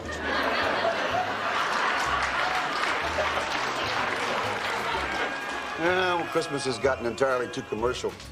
All my kids talk about is, what are they going to get for themselves for Christmas? Well, you ought to come out to Tara. Talk about commercial. We got so many lights around our roof, I'm afraid some plane is going to try and land. I mean, you can't even go to the bathroom in my house without listening to jingle bells every time you raise the lid. Hey, Dad, look. Mr. Styles got the shop class to build some windows for the dragon. That's great. Now we can go in the snow. Mm-hmm. Hey, Dad, you used to see the tree up in the square. It's the hugest one ever. I saw it on the way over here. Hey, Nub, if it's that big, I guess they're going to have to get you in a crane to put the star on top this year. That's right. No, I told him I wasn't going to do it this year. Now, Oliver, you can't just not put the star on top of the tree in the town square. It's a tradition. Well, I'm sorry, but I just don't feel like it this year. It just doesn't seem the same since I don't believe in Santa Claus no more. Hey, Dad, me and Neb are going to the taster freeze. See you later, okay? Well, can you beat that? All these years, people in this town have been scrambling around, busting their butts, trying to make sure he gets what he wants for Christmas. And he don't believe in Santa Claus anymore. Hey, Coach, who do you suppose could have put an idea like that in his head? I don't know. I got a 4-year-old suspect, though. Hey, anybody see Evan on CNN? No, boss, it ain't come up yet. Well, Nub's letter to Santa Claus finally showed up at the post office. Well, what does he want? Unfortunately, nothing we can get. What is it? Snow.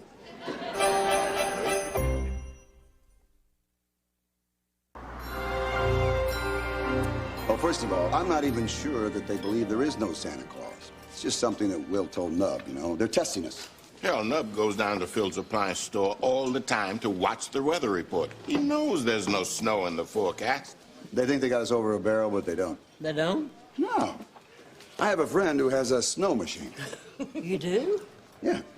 He lives over in El Dorado. They used it last week to do a car commercial. How'd you know about it? Told you, he's a friend of mine. I'm going to call him up. Trust me. Okay. I'll be back in a little while. We're going to make it snow by night. Boy, I tell you, I'm right down to the line on the coach's present. I was going to get him that Sports Illustrated sneaker phone. I don't know, though. That guy on that commercial turns me off. Hey, honey, guess what I'm calling you on? Smells like feet. Listen, I really do think that you should go ahead and play Santa Claus again this year. I mean, come on. Have some Christmas spirit. Marlene, I had the Christmas spirit, and they killed it. Besides, I'm upset because everybody assumes that just because I'm fat, I'm jolly. I don't think anybody assumes that. Yes, they do. Everybody takes fat people for granted. I mean, like, just assuming that just because we're fat, we like to play Santa Claus. I don't see anybody going around asking buck-toothed people to be the Easter Bunny. Okay. I located the snow machine. Ponder, you and Herman want to go over to El Dorado tonight and pick it up? Wait a minute. Why us? Well, because tonight I'm going to decorate the Christmas tree. Coach Newton, Uh-huh. if you're going to be home tonight, I thought I'd drop by. I got something for you. Well, Sure, fine. if it isn't the winch who stole Christmas. See you then. Oh, and Mr. Stiles, thanks for the breast warmers. Oh, it's nothing. It's just a little extra fur I had from when I was helping out with the band uniform. Yeah, well, they're very cute. You'll have to stop by and see them. On. Okie doke.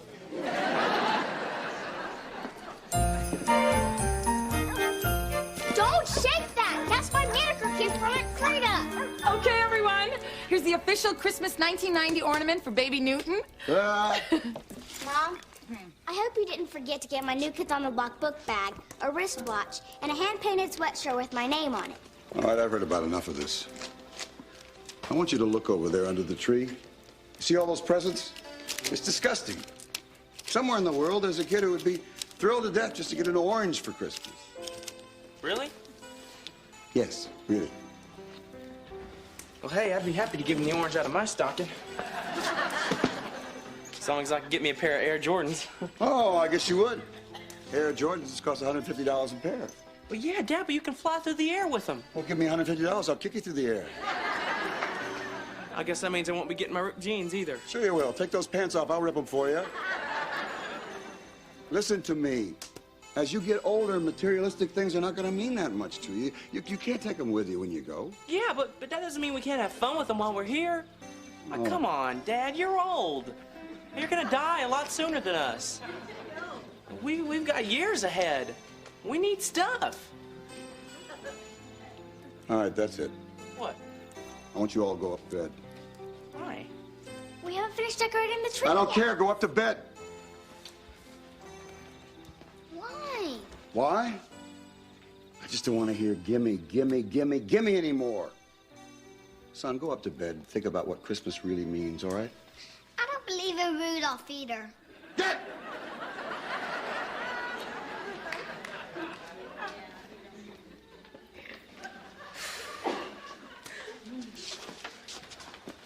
Where are you going?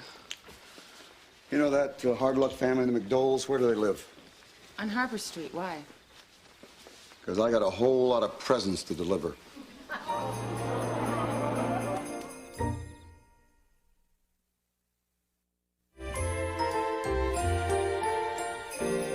Oh, you should have seen the McDole family. Kids were crying. Even the dog was crying. You think we did the right thing, don't you? Oh, yeah. No, our kids behaved very badly. Mm-hmm. I'm ashamed of them. They didn't even make that card for Daddy. On the other hand, this is pretty shocking. Well, still get some presents from Santa. Yeah, but now they have nothing under the tree. They don't have nothing, honey. They have everything. I want them to realize that. But it's so shocking. You said that. I want you to think about all the Christmases that you had as a child, all the presents you got.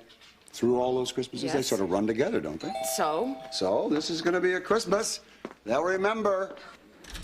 Marlene, hi. Ava. Merry Christmas. Hi. Christmas. Merry Christmas. Well, Harlan is still at the office Christmas party playing Santa. And I just wanted to bring these gifts by. All right, thank you. I hope they fit. I designed the outfits myself. Okay. Okay. Oh, my goodness. I had no idea that you'd fallen on such hard times. Oh, I should have brought more. Oh, Marlene, it's all right. Oh, I just feel so bad. I mean, talk about slim pickings. I should have at least brought some oranges or something. Merry Christmas. Merry Christmas. I just brought that tape by of your father-in-law. I have a friend who works for CNN. Oh, that's very nice. Isn't that nice, honey? You didn't have to. I mean, we already heard about it. Yes, but this is the unedited version. I think you should see it. Well, thanks. That was very sweet. Wood, why don't you put it on, and Okay. and I'll get you some hot cider. Oh, I can't stay but just a minute. I have a show to do tonight. Oh, that's just amazing. You mean you just keep right on performing topless right up until Christmas? Oh, sure. I even have a little number I do called Dueling Rudolphs. Okay, here you go, gang. Hi, I'm Major Bob Walters from Austin, Texas, wishing a Merry Christmas to my wife, Janie, and my children, David, Brian, and Leslie. Hi, I'm Lieutenant Nancy Garrett from Frederick, Maryland, and I just want to send my love to my husband, Randy. Hello, I'm Evan Evans, Oh, my editor gosh, he and looks so publisher good, of the doesn't he? Evening Yeah, Shade yeah. Arkansas Argus. I'd like to say Merry Christmas to Miss Fontana Beausoleil, love to all my grandkids. To my sister Frida, I'm running out of fudge. To my son-in-law Wood Newton, stay away from my firewood. And to my darling daughter, well, you know what I think about you. Merry, Merry Christmas, sweetheart. That just makes me cry. I wanted you to see it. Thank you. Merry Christmas. Oh, Merry Christmas. Well, I better be going. Okay. Yeah, me too. But, oh, by the way, I really love the Rudolph on the top of your car. Oh, thank you. It is so easy to make. All you have to do is trace a reindeer onto styrofoam and then cut it out and sew a little red vest on it and then press twisted coat hangers into its skull. I'll have to remember that. Oh, well, it's all in a little pamphlet that I made called It's a Styrofoam Christmas. Bye. Merry Christmas. Oh, bye. Merry Christmas. Oh, that was so great. Hey! Oh, my God. Hey! Oh, where did this dog come from? Oh, it was Joel's dog. They couldn't keep it any longer, so... Well, they wanted to give us something. You know, kids wanted a dog. Hey, Coach. Hi. Hi, Miss Newton. Listen, we got that snow machine out in Ponder's truck. Wanted you to know we're ready to roll. Okay, I'll be right with you. Wait a minute. What's he talking about? Where are you going? Well, Virginia, I'm going out into the dark and the cold and prove there really is a Santa Claus. Is it my imagination, or is this a really weird Christmas? This is a really weird Christmas.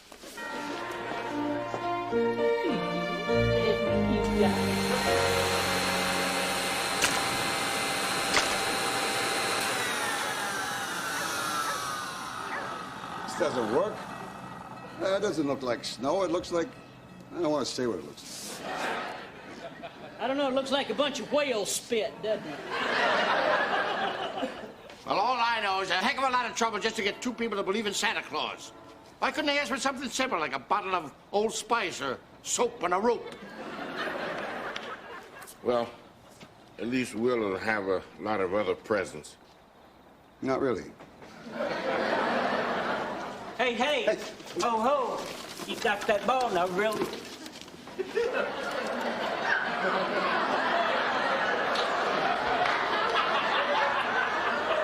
Hey, Coach, Harlan, Ponder, Herman.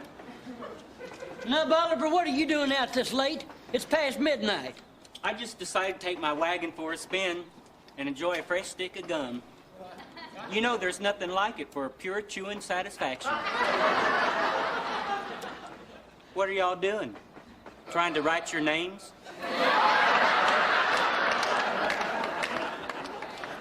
That's very funny. What you got back there? Oh, this is a mulching machine. We're making fertilizer. That's funny. Looks like a snow machine to me. Hey, ho, ho.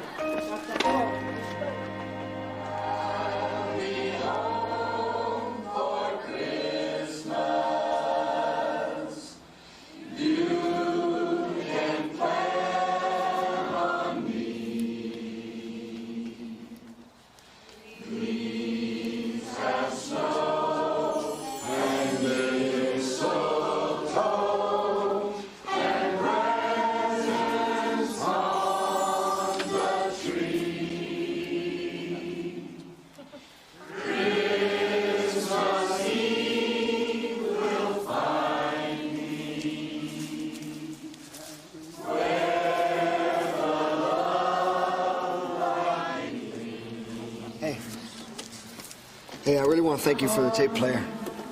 Oh, that's okay. No, I'm serious. I mean it. Hey, come on, you act like you've never gotten a Christmas present before. I haven't. Come on now, boy. You're fooling with tradition here. You gotta climb up there and put this star on top of that tree. All these people are standing here waiting. Come on now, buck up. Be a man. No way. I just can't be a party to this now that I know there's no Santa Claus. Oh, no, there is a Santa Claus. He may not be the Santa Claus you're looking for. What do you mean? Well, but...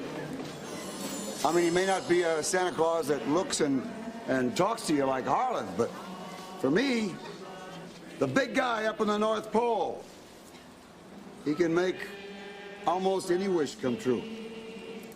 Hey, would you look at that?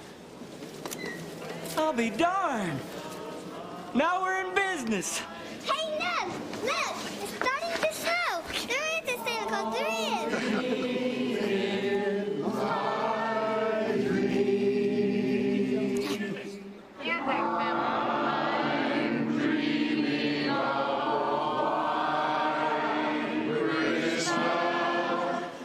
And now, as Mr. Nub Oliver places our star, we'll have the lighting of our tree. Where the tree tops glisten and children.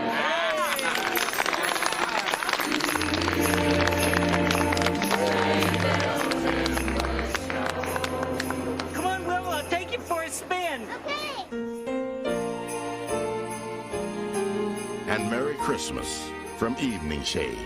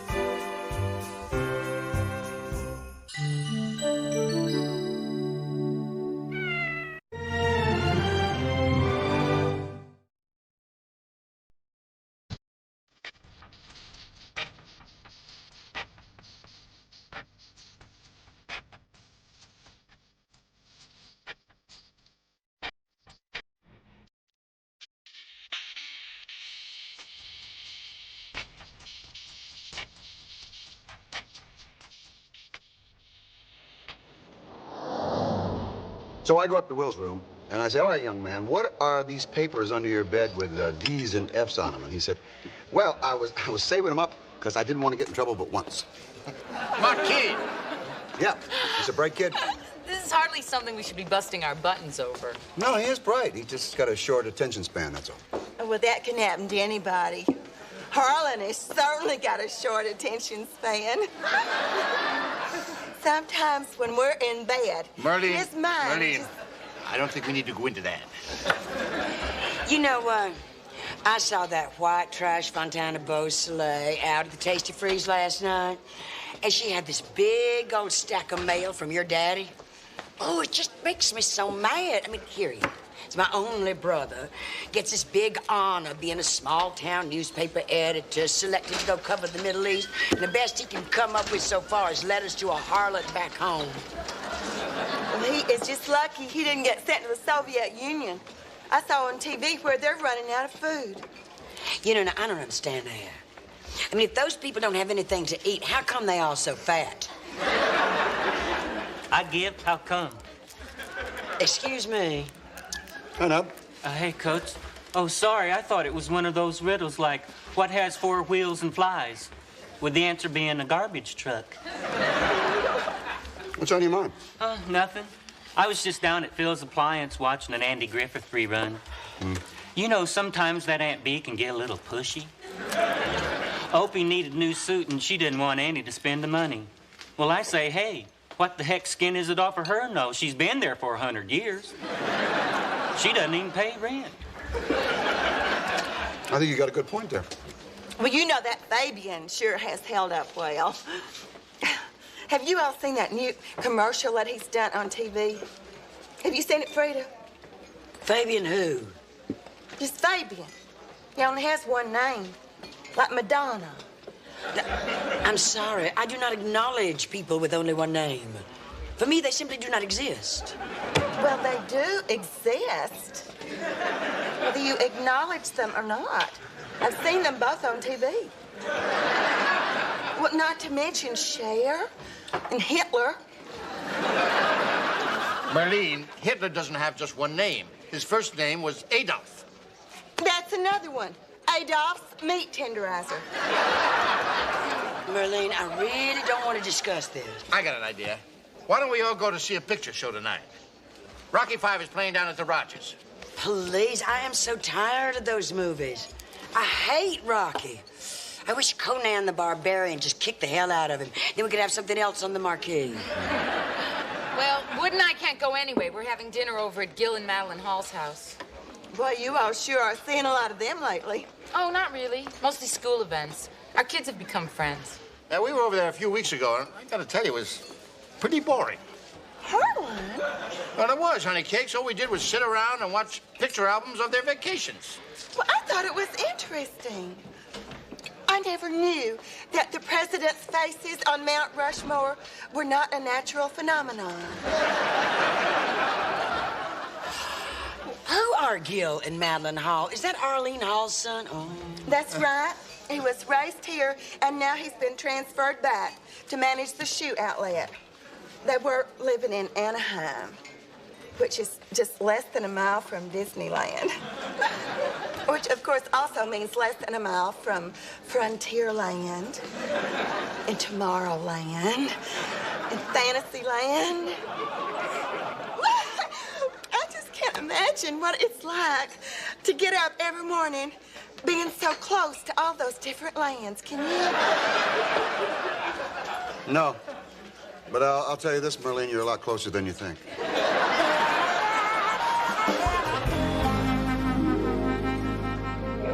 Where's my man? Another drink? No, I'm fine, thank you. Ava? Oh, no thanks. Madeline, this cake was fabulous. Oh, it's easy. I make it all the time. It's my son's favorite. Really? Well, then I'm going to make it for his birthday party on Saturday. Ava, that's so sweet of you. Are you sure? You're so busy. Not only am I sure, but my kids are counting on it. You just tell me who else you want to invite. Oh, well, no one else really. I mean, we'd love to have it with just your family. That's right. Since we moved back, nobody's made us as comfortable as you guys. In fact, I don't think we could have survived without you. You're very special people. What's the matter, Woodson? Am I getting too sappy for you here? No, I was just waiting for you to elaborate. Well, actually, I don't think you're that special, but I think your wife is. What I can't figure out is how an old, washed-up football player like yourself can end up marrying such a beautiful young girl with a body like that. Oh, that's because you don't know about my soul and my spirituality. That's what attracted her in the first place. Yeah, absolutely. Well, now, I have to say, I don't think that Ava got such a bad deal. I mean, I think Woods is in fabulous shape. Come here. Of course, it's hard to tell with all his clothes on. But what I can see looks good. All of them looks good. It's great to hear from another precinct. Well, now that dinner's over, how about a little four-way card game? Oh, that sounds great. What do you want to play? I think Madeline's got her heart set on strip poker. You're so bad. Hey, I'm tired of playing cards. Let's watch a movie. Oh, you know, Rocky V's at the Rogers. Oh, we didn't mean go out. We have lots of movies here. Do you by any chance have It's a Wonderful Life? I missed it at Christmas, and it's been killing me. No, we have something better than that. We have Carl and Sylvia on their honeymoon. Carl and Sylvia on the honeymoon. Who are they? Oh, they're actors. Oh. They're very good. Most of those films don't have acting or plots, but this has everything. Yeah. Carl and I don't know that one. Do you, honey? No. Yeah. Hey, did you blow a fuse? Just creating a little atmosphere. Yeah. You want to light those candles for me, Ava? Oh, sure. I love candles, especially during the holidays. They're so festive. Boy, your kids sure are quiet. You sedate them? Oh. No, they're Gil's sisters. Honey, I'm going to slip into something a little more comfortable.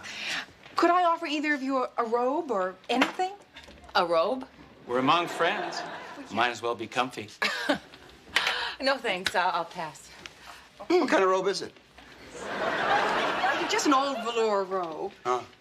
What'd you think it would be? See-through silk with matching underwear? He can't have that. That's mine. No, I'll pass on the robe.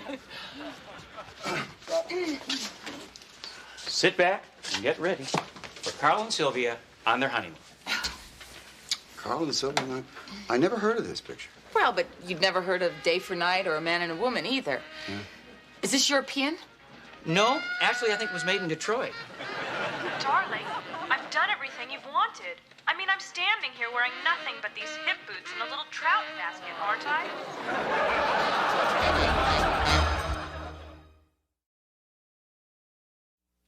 You know what I want? Why are you kissing me like that? Because your mouth, it's hard and it's cruel. All right. Have it your way. You and me and Kevin and Sandy. Is it just me, or is anyone else warm in here? I am. No. I know. We can put on our swimsuits and get into the hot tub, and then when we get out, we'll all be refreshed. Oh, no, that's all right. We don't swim. It's only a foot deep. We don't wade either. We don't like water at all. What he means is we don't like to sit in water. We take showers. Yeah. With the doors locked. Right.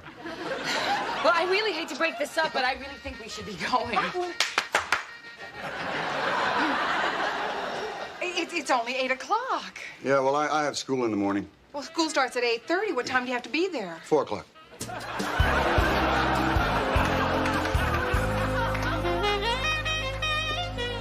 Oh, we're never going to see those people again. They seem so normal. It's just so bizarre. I mean, first trying to get us into robes, and then that stupid movie. I thought Sylvia was pretty good in the montage. On the other hand, maybe we're overreacting. Maybe they didn't mean what we thought they mean. How old do you think Sylvia is? Lord. You know, maybe we're mistaken. Like when you're in 9th grade and you're dancing close with a boy and his hand sort of slips down to here, you know, and you're never quite sure whether or not it's an accident. You thought that was an accident? Sometimes. Where were you when I was in the 9th grade? The point is, maybe Gil and Madeline didn't really mean anything. Maybe they were kidding around. Kidding. She made a remark about my buttocks. Wait a minute, before we go in the house. Huh? She actually said that word? Yeah. Nobody uses that word. What did she say? She said they look great. Yeah. When I was walking away in the distance. She said that? That's hysterical. I don't think it's that funny. I think they do look pretty good when I'm walking away. All right, that's it. We're not having this party. What exactly did Gil say to you in the kitchen? He said that you were an incredibly lucky man, and if he were married to me, he'd never let me get dressed. He said that? I should have punched his lights out. I would have, too, except it was so dimly lit in there with those candles. You know what really makes me mad? Why we didn't just get up and walk out. I mean, why should we feel embarrassed? They're the ones who were out of line. I never liked him. I don't want their buttocks in our house ever. What are we gonna do? I mean, our kids are crazy about each other. You know, just on the possibility that we are overreacting, I think maybe we should give them another chance. Are you crazy? We were lucky to get out there with our socks on. Every 5 minutes. Wouldn't you like to get into something a little more comfortable? These people were desperate to get our clothes off. We were lucky they didn't have a wind-sucking machine. But we promised to have this party, and it's in our house. What can go wrong? Well, with those people, it's a birthday party. They could come in their birthday suit.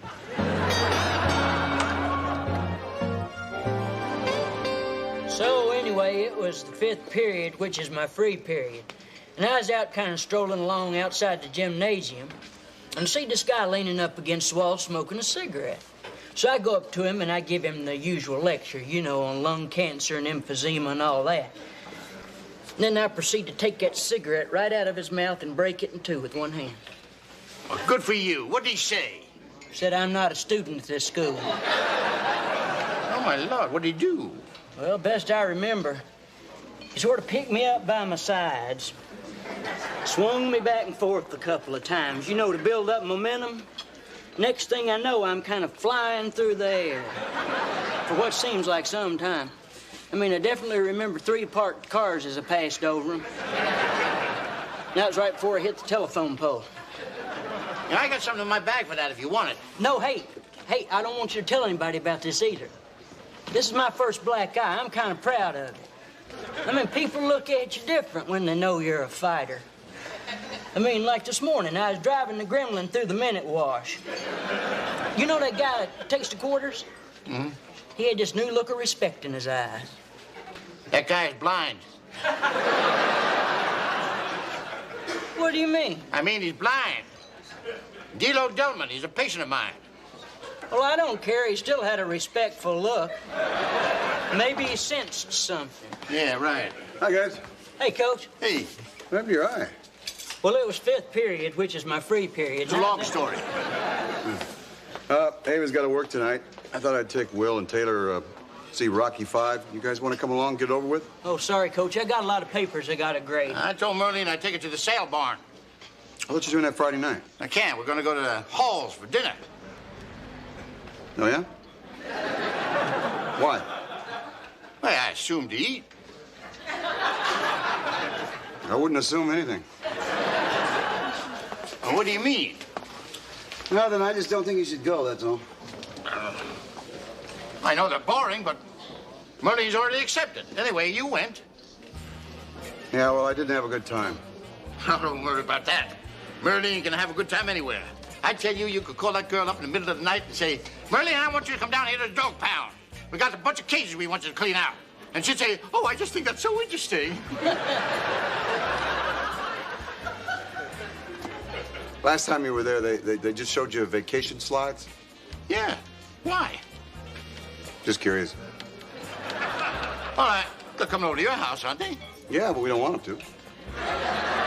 Well, what the hell did they do? They didn't do anything. It's just, they're weird, that's all. Well, in what way? They're weird. Oh, hey, I think I know what he means.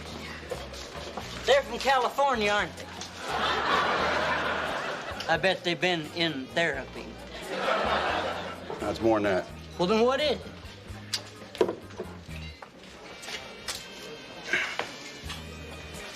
They made a pass at us. Oh, my Lord. What kind of pass? What kind of pass? What do you think? What kind of pass? They put a move on us. You know what I mean?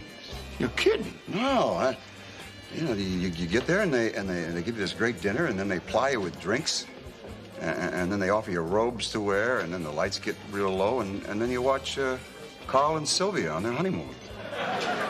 There was another couple there? No, it's one of those tapes, you know, one of those tapes. And if you say anything about the temperature at all, they run outside and turn on the hot tub. Well, we asked to use a hot tub. They said it was broken. Well, it wasn't broken last night. We watched the tape, and it wasn't one of those tapes. It was an old Pat Boone movie. State Fair with Aunt Margaret. I kind of liked it. Well, how do you like that? Talk about insulting. They didn't offer us any robes. I guess they didn't think we were attractive enough for them.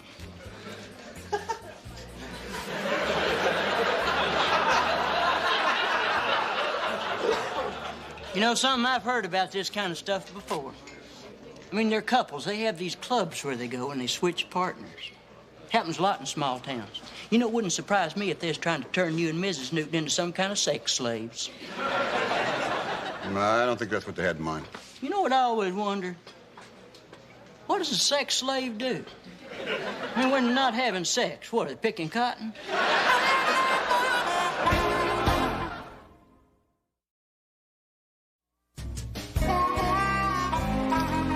What do you think of my shirt? It's old, it's ugly, it's perfect. What'd you do to your hair? It's a bun. It's ugly. Thank you. Well, I guess I ought to button this up, huh? Oh, I'll get the top one. Okay. Maybe we should just wear snowsuits. Be ridiculous. If they make a pass at us, I'm going to toss them out on the lawn. Hey, how do you like this? It's very unsexy. Good, I'll wear it. Oh, I'm just so uncomfortable. I'm so nervous. Oh, you don't have to be nervous. I'm telling you, with the kids here, they're not going to make a pass at it. Yeah. Mom. Kids. That was Mrs. Hall on the phone. Mitchell's got the flu. They can't come over. What? Oh, it's great. Oh, no, I mean, I'm so sorry. Yeah, that's too bad. Well, that's the way life goes. Well, maybe we should take the cake over there. Yeah. Oh, no. If he's got the flu, he doesn't even feel like eating. Why don't we eat the cake ourselves? That's exactly what we're going to do. We're going to eat the cake. We're going to eat some ice cream. We're going to put on these party hats.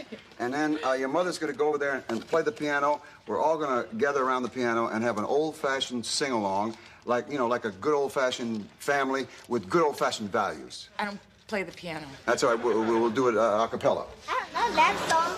Well, just listen to your dad, okay? Okay. All right. In fact, that's a good rule in general.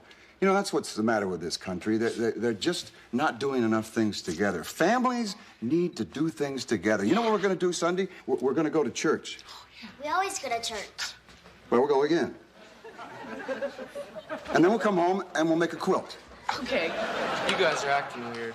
No, we're not. We just want you all to know that we love you, and no matter what crazy things go on in the rest of the world, that we still have each other. Yeah. Have we gone bankrupt? No, silly. Come on. I can't move. Look at it. Huh?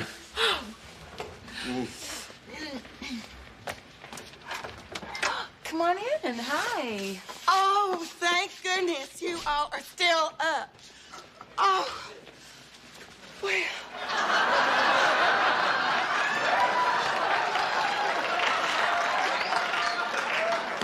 Harlan and I were lying in bed and we just couldn't sleep. And so we got up in our pajamas and put on our coats and came straight over here. What happened? Well, we went to dinner at the Halls. And we weren't going to tell anybody this, but now we realize that we just must talk to someone because it's just too traumatic. And, well, since it happened to you all, too. They came on to you? Yes. Well, Wood tried to warn Harlan, but I just couldn't believe it. And, well, I know if it happened to you, it could just as easily have happened to us, too. I mean, the way I just exude sexuality, there is, for some reason, I've always been a magnet to perverts. What I don't understand is why they didn't come on to us the first time. Well, Harlan, they were probably exhausted. I mean, even Dracula can get satiated. So what did they do? Well, they asked us to play cards, and then they tried to change it to strip poker. Yeah. And then when we said that we just weren't interested, they said, well, there are a lot of other four-way things that we could do. Can you believe it? That's when I said, hey, no way are we interested in a four-way whatever it is. Oh, that's right. Harlan has enough trouble with twosies. What do you think, Woodrow? I think we ought to go over there man to man and straighten him out. Tell him that people around here aren't interested in stuff like that. I'm gonna go over there and rip that flimsy little robe off and stuff it down its throat. And I'm gonna send him back to Fantasyland where he can come on to Mickey and Minnie. Oh, thank you. I just feel so much better now that we've talked to you all about it. That's okay. Hi. Hi. Mitchell's feeling better, so we thought we'd come over for a piece of that birthday cake. Yeah, but we can see that you're busy. No, that's okay. I'll get you the cake. Forget the cake. Hey, now I get it. What can I say? Don't do anything we wouldn't do.